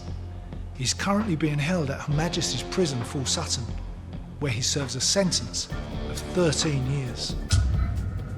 But in the end, I think crime is always the same, especially when you get involved in drugs. The people that you start to work with, even though you reach the top of your game, I don't believe that you can escape. I think once you're in it for life. And I think that's what happened to Curtis Warren. Gangs in the early 20th century turned Britain's racetracks into battlegrounds. A Birmingham gang called the Brummagem were the top dogs and built up a criminal network reaching far beyond their city. The Brummagem made fortunes from racetrack extortion and beat their rivals mercilessly to protect their territory. Over 80 years later, in 2003, another Birmingham gang kills innocent bystanders and shocks the nation. But behind the guise of a random shooting lies a complicated vendetta between two gangs, where rivalry, ego, loyalty to the gang outweighs even the love of their own family. We're going to be looking at the gangs of Britain's second city, Birmingham, old and new, and see how gang crime has evolved and the steps taken to tackle it. We'll be following the stories of two landmark gang attacks and two courageous individuals who put their lives on the line to bring the culprits to justice.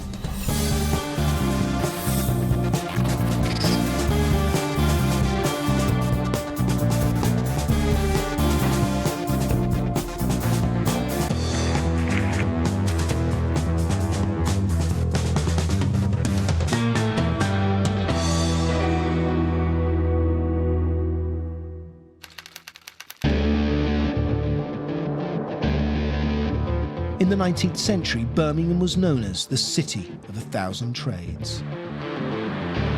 Unlike Manchester, based solely around cotton goods, Birmingham had a wide variety of specialised skills, producing anything metal, from buttons and buckles to jewellery, steam engines and guns. Like most cities in the UK, Birmingham's gangs were territorial, often being named after the areas they came from. I'm walking in what was once the Gun Quarter. In the 19th century, that was the name of a gang from here. Others were called the White House Gang from Aston, the Garrison's Lane, 10 Archers, Bishop Riders, and then there were the Peaky Blinders.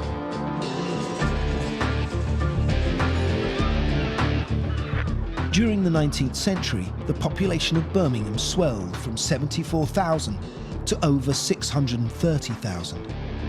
There was overcrowding, back-to-back housing, filth and poverty. Gang fights were commonplace. But then Birmingham underwent vast redevelopment. People moved out of the congested centre to newly built estates in the suburbs. Early in the 20th century, one of the Birmingham gangs, known as the Brummagem Hammers, began to spread from the streets of Birmingham to around the country. And this was all because of one lucrative business: horse racing.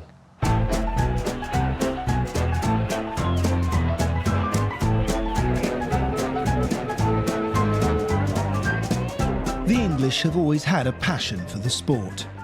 Only the wealthy could afford to buy racehorses, to breed them and to race them. But anyone could afford to bet on them.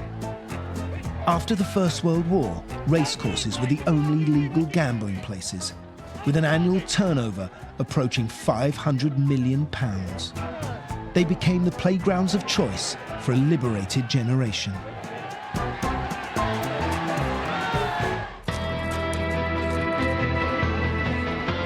But the bulging satchels of the bookmakers attracted criminal gangs wanting a piece of the action, and the Brummagems wanted the biggest slice.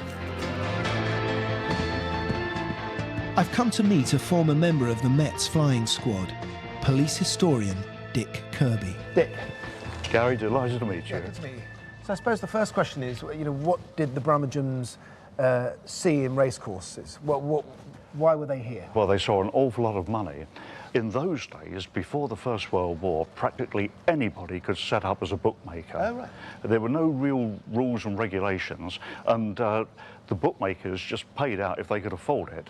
And if they didn't, they hired bodyguards to protect them from enraged punters who wanted their winnings. Yeah. Yeah. Racecourses were prey to gangsters, fraudsters, pre-card tricksters, but there was also pure hooliganism. Local historian Carl Chin has made a study of the racetrack gangs. Blokes would go up to somebody and say, hey, to a bookie, you're the bookie.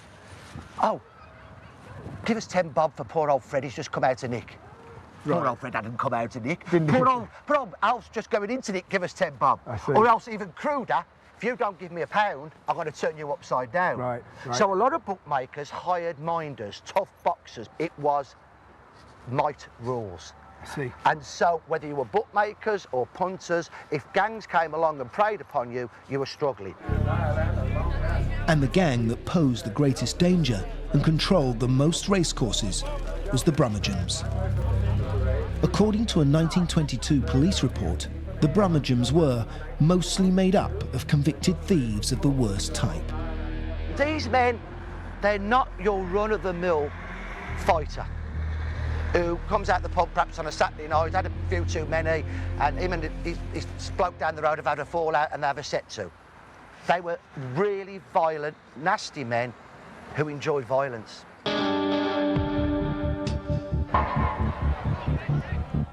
The gang charged bookmakers as much as 50% of their profits for the privilege of being left unmolested. In turn, some of the bookies began to use the gang's services to dissuade winning punters from pressing their claims for payment. Like many of these early gangs, the group centred around one strong individual. And for the Brummagem Hammers, that man was Billy Kimber. and he carried a fearsome reputation. Billy Kimber was born in 1892 in Aston, the son of a brass founder. Handsome, well-built and charismatic, he became the teenage member of the Peaky Blinders, known for their sharp dress. Kimber soon graduated to the Brummagem, the largest gang throughout the 1920s and 30s. He was a lion of a man. He was fearless. He said, but he wouldn't fight with knives, he'd only fight with his fists. Right. So he was a violent man. I'm not excusing that, but he must have had charisma to control all this lot. When he was 18, he had a conviction for assault and served time in Birmingham's Winson Green prison. It was here that Kimber met fellow gangman George Brummie Sage, who introduced Kimber to the idea of racetrack extortion. This union would transform the fortunes of Billy Kimber and the Brummagems, turning the gang from a group of ruffians into an organised money-making enterprise.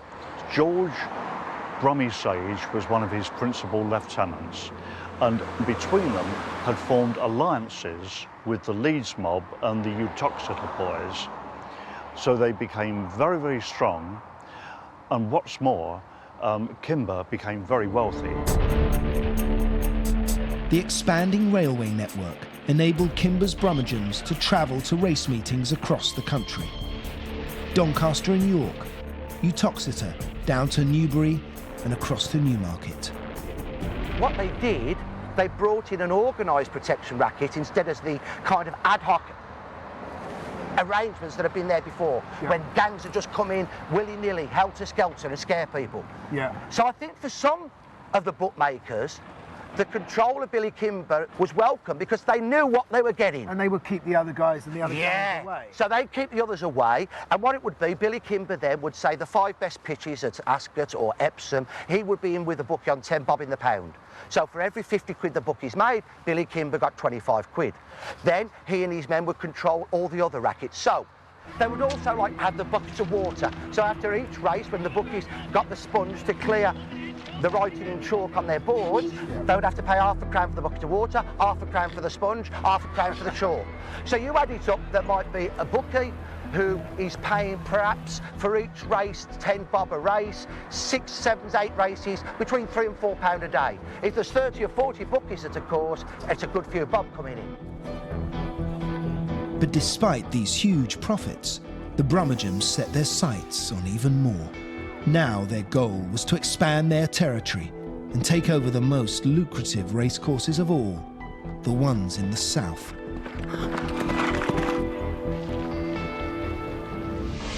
Gang crime in Birmingham has changed since the 1920s and 30s. Instead of running a money-making enterprise across the country, like the Brummagems, now gangs battle over respect and territory. One of the oldest and bloodiest feuds in recent years has been between 2 black gangs. The Johnson Crew, named after a cafe in Johnson Street, and the Burger Bar Boys. Its juvenile name taken from the fast food outlets in the Lascelles district, Master Gang's Menace. Its members carried out some of the most savage incidents of gang violence in the city. These are the areas they command. The A34 is like the unofficial boundary, the front line between the 2 gangs. The Johnson Crew tend to be based in the northeast, around Aston. The Burger Bar Boys to the west, Lascelles, Winson Green, Handsworth. And the Burger Bar was right here.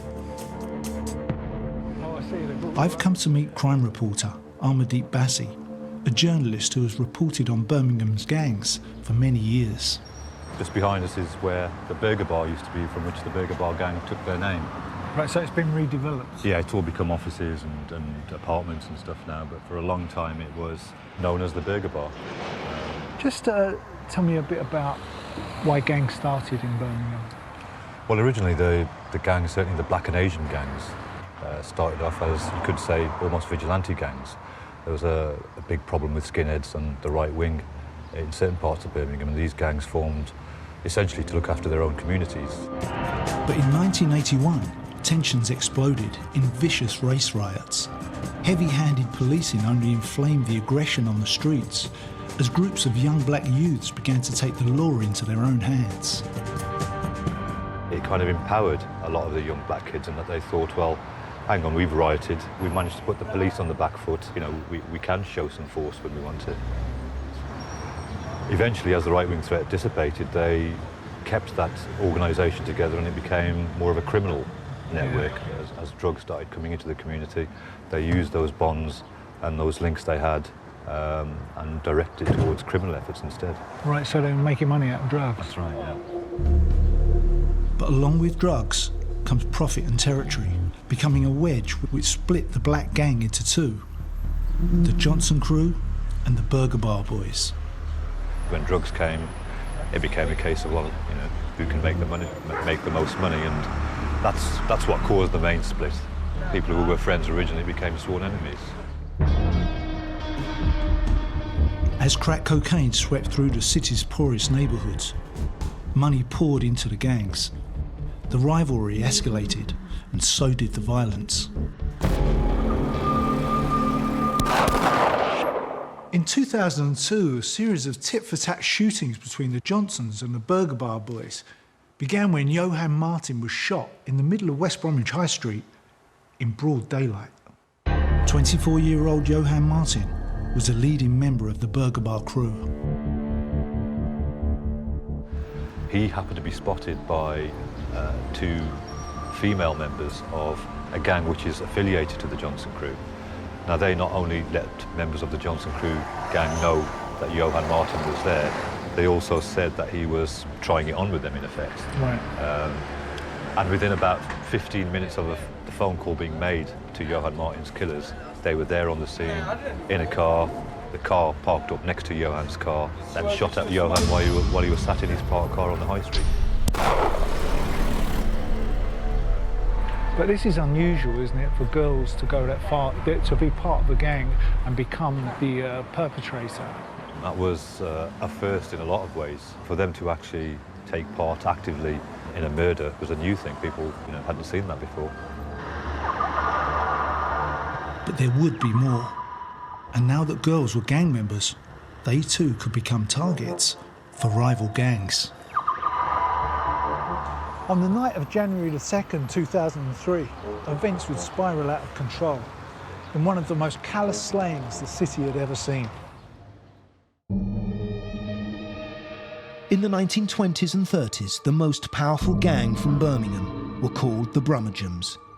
They were led by a charismatic gangster called Billy Kimber. The Brummagem took control over many of the country's lucrative racetracks. They travelled to race meetings across the country, coming south to the big events with the most money, to Ascot and Epsom. This is what they would have looked like at the time. This photograph was taken in 1919. Sharp suits, buttonholes, boaters.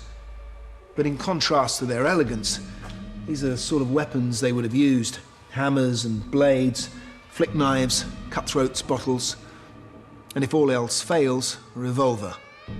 A pretty formidable arsenal. But keeping control of the race circuits far away from home turf was always going to be tricky. In the south, the Brummagems faced tough competition from a major Italian crime family called the Sabinis. The racetracks in the south were run by the Italian mob, and the Italian mob was run by Charles Darby Sabini, who had got four brothers, George, Joe, Fred and Harry Boy, and they were all... Christened Harry Boy, was he? He was christened Harry Boy, yeah. And they were all a very tasty bunch. Darby Sabini had boxed as a middleweight, and he always had a fully loaded automatic in his back pocket. The Brummagem boys came up against the Sabinis many times. This rare photograph shows both gangs posing for camera. Later, they became locked in tit-for-tat scraps until the violence reached a peak when Darby Sabini shot at Billy Kimber. Kimber decided to call a truce. He went to meet Sabini. But one of Sabini's men, a particularly violent man called Alfie Solomon, shot Kimber. Billy Kimber was found outside Sabini's flat with a bullet in his side.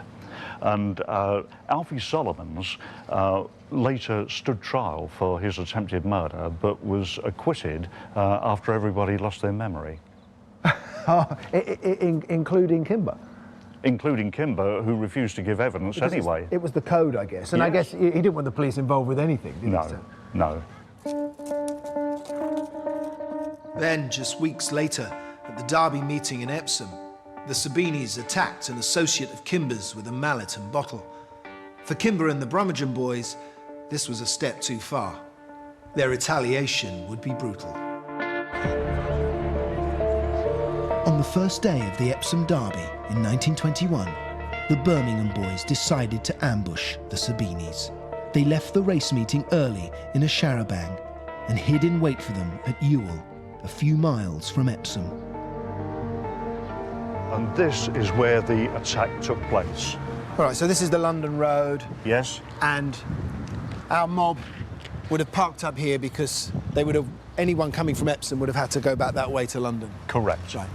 What happened was a car was parked in this turning here, anticipating the arrival of the Italian mob. And as soon as the car shot out to block the way, the Birmingham boys jumped out and went to work. That attack was incredibly vicious, wasn't it? It was a scene of carnage. The people in the houses round here were apparently screaming with terror because the Birmingham boys were equipped with guns, with hatchets, house bricks, iron bars, knives, and they really went to work. The whole of the road here was littered with bodies. There was no one who was left standing. One of them had 3 fingers cut off on the gang that they thought were their adversaries, the Italian mob. But then they discovered, all too late, that it wasn't the Italian mob at all. It was their own associates from the north, the Leeds gang. One of the Leeds men heard somebody running behind him, and this was one of the Birmingham boys holding a hammer, and he looked to see if the Birmingham boy was gaining on him, and suddenly realised that he was one of their allies. And he said to this chap, "You made a bloomer. We're from Leeds." And strangely enough, the Birmingham boy replied, "My God, I hope not. Anyway, if you are, get into the bushes, because there's no holding this lot and they'll be murdered on today." And it was just by a gracious dispensation of Providence that there wasn't.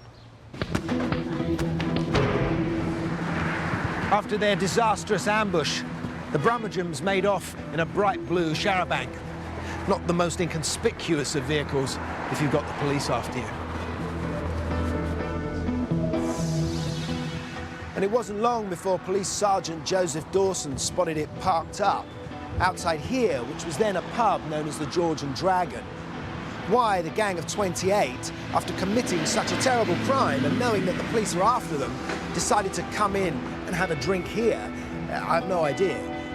I can only assume they were thirsty. The attack at Ewell had been so violent and bloody that the police first thought it had been a Sinn Féin operation and issued firearms to their officers. So, following the attack, it was here to the George and Dragon that the Birmingham boys came, and it was in this garden that they sat down to refresh themselves after their exertions. Celebrating. Absolutely. And it was Sergeant Dawson who came walking in here, and upon having heard that they had come from Birmingham and seeing the state of their clothing, which was absolutely splattered with blood, Sergeant Dawson courteously asked the members of the Birmingham boys to consider themselves under arrest. What did they think? They rose as one, all 28 of them, and the plucky Sergeant Dawson drew out his revolver and said, "I shall shoot the first man who tries to escape." Right. And immediately they calmed down. So how long did Dawson hold them before he had reinforcements?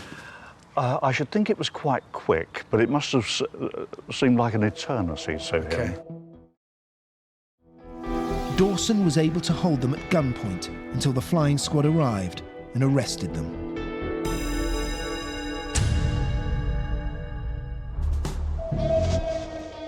Nowadays, competition between the gangs in Birmingham forces them to stick to their own turf, which they defend tooth and nail, along with a juvenile notion of respect. After the murder of burger bar boy Johan Martin, his brother Nathan, street name 23, began planning his revenge against the Johnson crew. He found a willing recruit in Marcus Ellis, known as E-Man. Martin also recruited Michael Gregory, another gang member, known as Chunk. Chunk had the task of coordinating the hit. He bought a pay-as-you-go mobile and purchased a getaway car, a red Ford Mondeo, from a dealer in Northampton. In the afternoon of New Year's Eve 2002, the car was brought back to Birmingham. A window tinter was hired to darken the car's glass. All the gang needed now was an opportunity, and it arrived in the early hours of the 2nd of January 2003. One of the burger bar boys, Sonny Sims, was at a party at the Uni 7 hair salon in Aston, now a hardware store. Sims spotted several of the Johnson crew at the party. He relayed constant updates on his mobile to Gregory and the burger bar boys in the Mondeo, who now made their way towards the salon. The woman who ran the hair salon had had this New Year's Day party for the last few years. It was well known, so they tagged along, you know. And the party, by all accounts, was, a normal affair. There was nothing unusual about it until the early hours of the morning when people reported that the atmosphere started getting very dark. There was rumours around that there's going to be trouble, something's going to happen. The car pulled into position, not far from the party. Inside was Marcus Ellis in the front passenger seat with a 9mm pistol. Behind him, Nathan Martin had a Mac-10 machine gun. Michael Gregory put the car into gear and set off. Sims guided the attackers into position. It was about 4 o'clock in the morning. The place was winding up. People were piling out the back and basically just getting some fresh air. So the party spills out onto the street. The red Mondeo comes around the back here and stops just over there by the salon. Nathan Martin pulls out a Mac-10 and opens fire.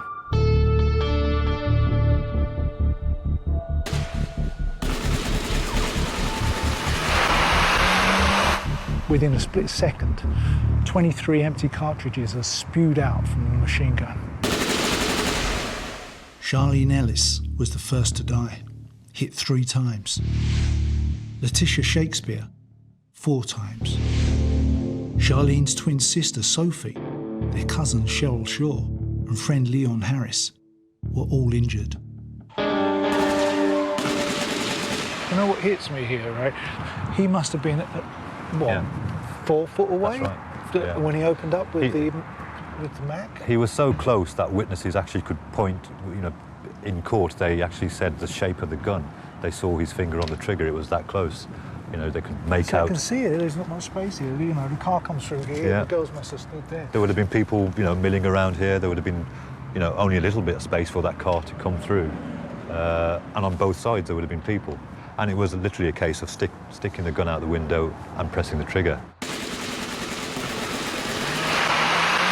And then they put their foot down and straight out that way, which then gets them onto the sort of main routes in and out of Birmingham. And then you're onto the motorway junction. So, they seem to have made a clean getaway. I mean, as far as they were concerned, it was a job done, Yeah.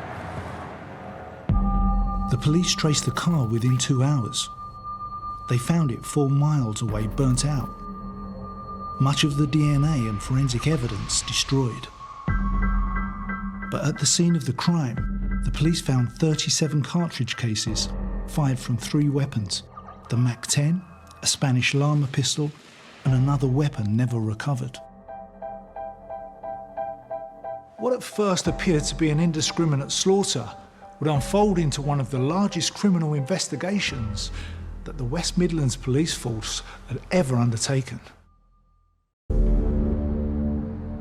The bodies of two young girls lay motionless on the ground. Innocent targets gunned down in a never-ending tit-for-tat war between Birmingham's two major gangs. The Burger Bar boys toasted the success of their attack with champagne. To them, it had been a huge success, as it had been carried out on their rival gang's turf. The callous and casual nature of their drive-by shooting, killing Letitia Shakespeare and Charlene Ellis, horrified Birmingham and shocked the nation. I went to see Letitia's mother, Marcia, who had to go and identify her daughter only hours after the shooting. As soon as I went into the room, I could see Letitia, she had a hairpiece on that day. And I could see that was like slinched to one side. I thought, well, this is Letitia. So I came round to have a look, and she was there on the bed, but her eyes were wide open. Really? I've never seen her eyes that wide open. Yeah. And I still couldn't absorb that she was dead. I still thought she was alive. I said, no, she's alive. Her eyes are open. She's got to be alive. And when I was walking around and looking, and when I looked, because her eyes were so open, you could see like where like the blood shot, like the shock initially just killed her. She didn't have time to even close her eyes. That horror stopped with me for about 4 weeks. I kept having nightmares, panic attacks, just couldn't. Thought, nah, that hasn't happened. I didn't really think it happened. You can't believe it. You just can't take it in when something like that happens, can you? No, I couldn't. It appeared that the two girls had become accidental victims because the gun used in the attack was notoriously inaccurate. Very rare to have been found on the street. It's a military issue machine gun, fires off more than 200 rounds a minute. It's known on the streets actually as the spray and pray because it's so hard to control. I mean, even proper marksmen find it difficult to control a MAC-10. So to imagine that in the hands of a young kid who's probably never fired a gun before, it would have been all over the place. Although the murders of Charlene Ellis and Letitia Shakespeare had all the appearance of an indiscriminate shooting, the girls were not shot entirely by accident. So they came down here expecting to shoot whoever belonged to the Johnson crew? Exactly, yeah. So were the girls part of that crew? They weren't part of the crew, but it's very difficult for anybody who lives in a particular area not to associate with gang members. Gang members may be people that you went to school with, people that you grew up with, people that you may even like. Doesn't mean you're a part of that gang or condone what they do. Yeah. I know as I was growing up, it was if you walked with a prostitute, you were classed as a prostitute. Right, yeah. If you walked with someone who was stealing, you was classed as a steal. So it's about knowing that if you're going to walk around with that type of person, you're going to have that same label. They probably didn't care if they did shoot women, in that Johan Martin's murder involved women. Essentially, he was set up by women. Yeah. And that even subconsciously kind of changed the rules. It made women fair game. That night, a fundamental shift had taken place in the Birmingham underworld. Women had become legitimate targets in the turf war between the two main gangs. Even though Letitia Shakespeare and Charlene Ellis were innocent, just to be associated with a gang was enough to make them a target. The submachine gun the killers used in the attack, they now called a unisex weapon. Young women seem to be key roles in violent crime. A lot of them are being used to carry weapons, bullets. A lot of gang members are using them as debts for other gangs, drugs, rape. A lot of women are being involved. The murder of the innocent girl shocked everyone. Witnesses could point the finger of guilt, but no one would talk. It didn't take too long to identify the culprits. Yeah. They must have had an idea who was They would have had a very fair idea, and the word on the street, it was such a outrageous murder, you know, of girls, innocent girls, that people who wouldn't maybe talk to the police, wouldn't go to the police, but would find a channel to let the police know. You know, as a journalist, people were telling me who was there, and within about 48 hours, people like myself had a fair idea who the killers were. But of course, the problem for the police was, well, how do we prove it? Where's the evidence? The inquiry into the New Year's Day party shootings would be one of the biggest the West Midlands Police ever launched. They had to penetrate a wall of silence. Witnesses were just too scared to come forward. It would take some extraordinary courage from some extraordinary individuals to bring it down.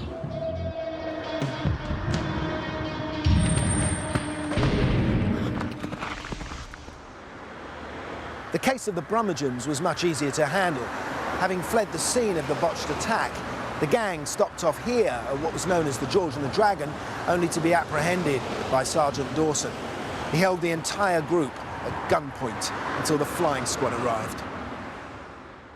26 of the 28 stood trial at Guildford Assizes, but they were so boisterous they had to be shackled wrist and ankle, and to each other as well, because they were issuing threats to everybody in the court.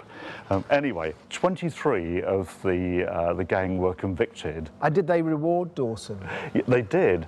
The commissioner highly commended Sergeant Dawson, and also rewarded Sergeant Dawson with a sum of £5, which, when you consider that a police constable's wages at that time was about £4 a week, a fiver was well worth having. Not too bad.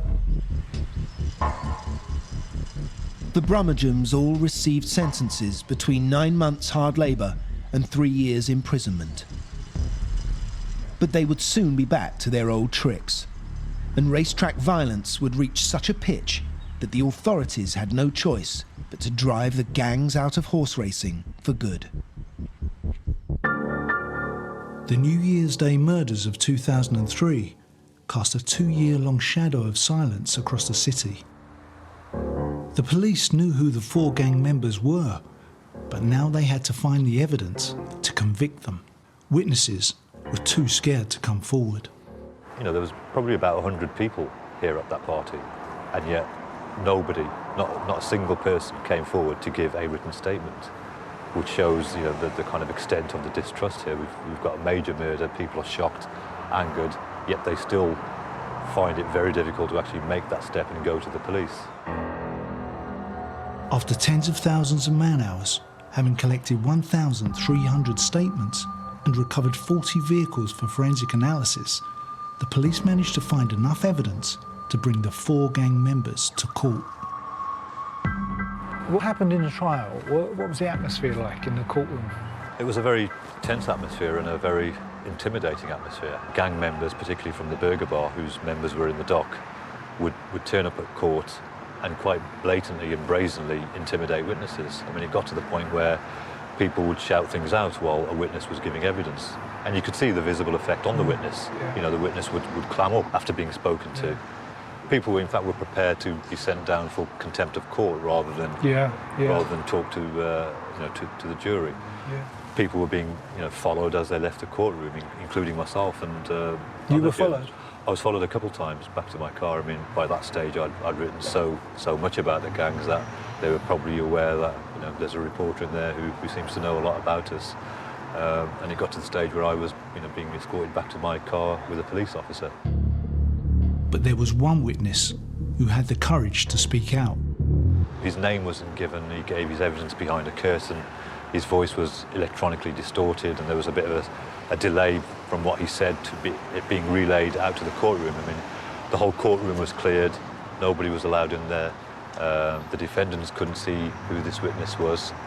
They went to unprecedented lengths to protect this witness. I think that a lot of the measures they introduced had never been seen in a British court before. Right. And it was on this witness's testimony, really, that the whole case hinged, because he was the only guy who named names, as in he said, I saw him in the car, I saw him in the car, I saw him shoot the gun, and I saw him in the car.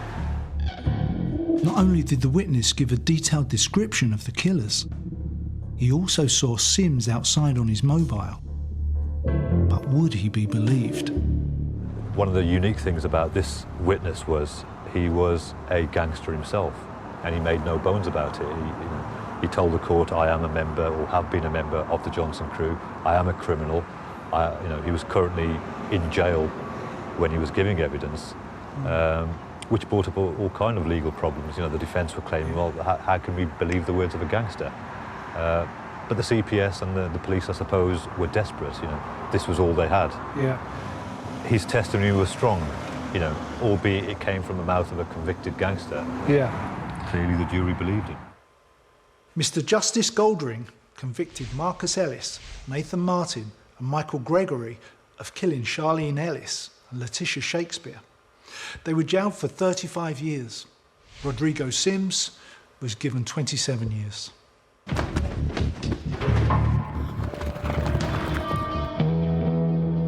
While the Brummagem were away in jail, the Sabinis stayed in control and had many violent fights with other London gangs. But soon the Brummagem were out again, terrorising the racetracks. In 1925, the Home Secretary declared that something had to be done to break the gangs. Under Chief Inspector Frederick Nutty Sharp, the flying squad began to target race meetings. With just 12 officers, the flying squad personnel had to be pretty tough to deal with the various gangs. You had people like Fred Sharp, who joined the police in 1911, who was extraordinarily brave because on one occasion, about 40 of some of the worst thugs from the Italian mob all surged onto the racetrack. And Sharp walked onto the racetrack completely single-handedly and said, clear off. And just one of them demurred and collected a right-hander from Sharp, put him on his back, and the rest of them fled. And that was happening all the time.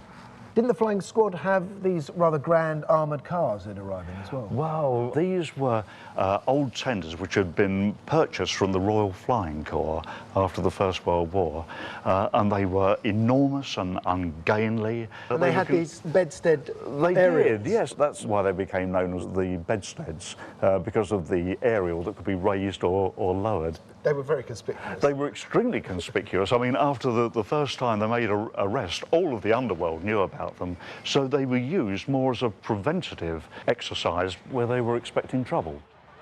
In 1932, the National Bookmakers Protection Association was set up to make pitch allocation fairer and to finally eradicate the intimidation of bookmakers. Only a bookmaker approved by the BPA locally and by the Jockey Club can have a pitch. And that pitch cannot be sold, it has to be passed on. That cuts out people like Kimber coming in and saying, that's my pitch. The Brummagem were once the greatest gang of their era. But after the flying squad clamped down on racetrack gangs, they moved off into more lucrative scams, like nightclubs and casinos.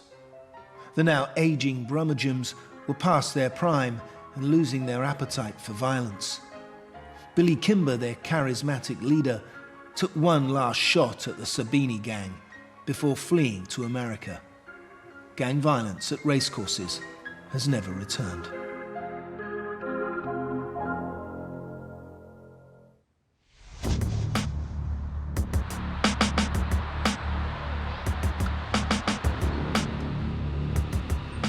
In Birmingham, 70 years later, the murder of Charlene Ellis and Letitia Shakespeare was so shocking it created a standoff between the city's gangs.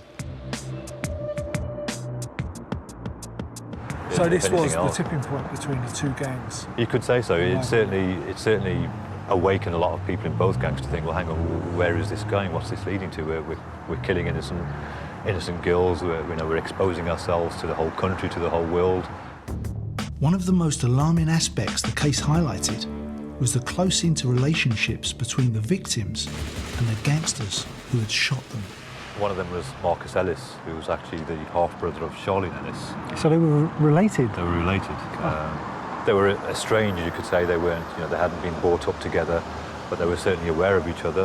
In fact, Charlene had bumped into Marcus literally 2 or 3 weeks earlier after about 10 years having not seen each other.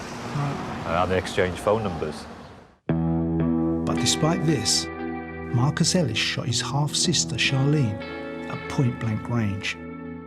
Perhaps he was unable to see who she was, or perhaps his loyalty to the gang far outweighed any feelings of love he had for a member of his own family. How can we disentangle young lives from the gangland culture? One way is education. Since the death of her daughter, Marcia visits schools to teach young children that they can choose to walk away from gangs. So what is your approach with the kids? Well, my approach to the kids is basically, I'm here to give you as much information around violent crime. So once I've given you the information, it's down to you as an individual to make the right choice because you've got the information. Okay, we might have all went to the same school, but that doesn't mean that, oh, let's all go out and get a MAC-10 machine gun and start going shooting who we want to. So it's about moving yourself away and, making the right choices in where you actually go. Yeah. So what I do is basically have an education strategy in place to help young women to exit out of gangs, because a lot of people get caught up in the crossfire because it's the mums, the dads or brothers who are in there. Once you're in, it's difficult to get out. Very hard, because... For the boys and the girls. Both. Yeah. It's like, the thing what's hard is that there's consequences. Once you've joined, obviously you've seen a lot of things. Of course. Which can make a lot of people be put behind bars.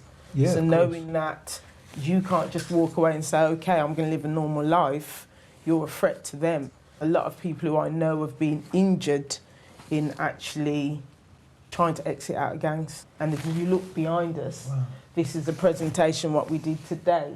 This is what the pupils have absorbed, because this is how they've responded in what they've heard just from today. So they're very passionate. So the message is being put out there. You hit the kids quite hard, don't you? You've got to. It's not a soft message you're putting over here. No, it isn't, because it's not a soft society what we're living in. What age are the kids? The kids today was between years 7, 8 and 10, but we've gone as low as year 6, which is primary school. This is secondary.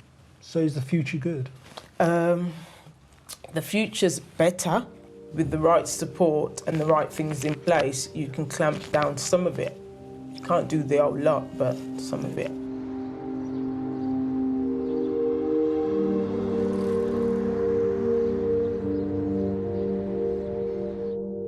Since 2005, there's been a fall in the number of murders and firearm offences amongst gangs in Birmingham. The deaths of Charlene Ellis and Letitia Shakespeare brought it home to everyone in Britain the problems caused by gang feuds and the danger they pose when this level of violence spills out into everyday life.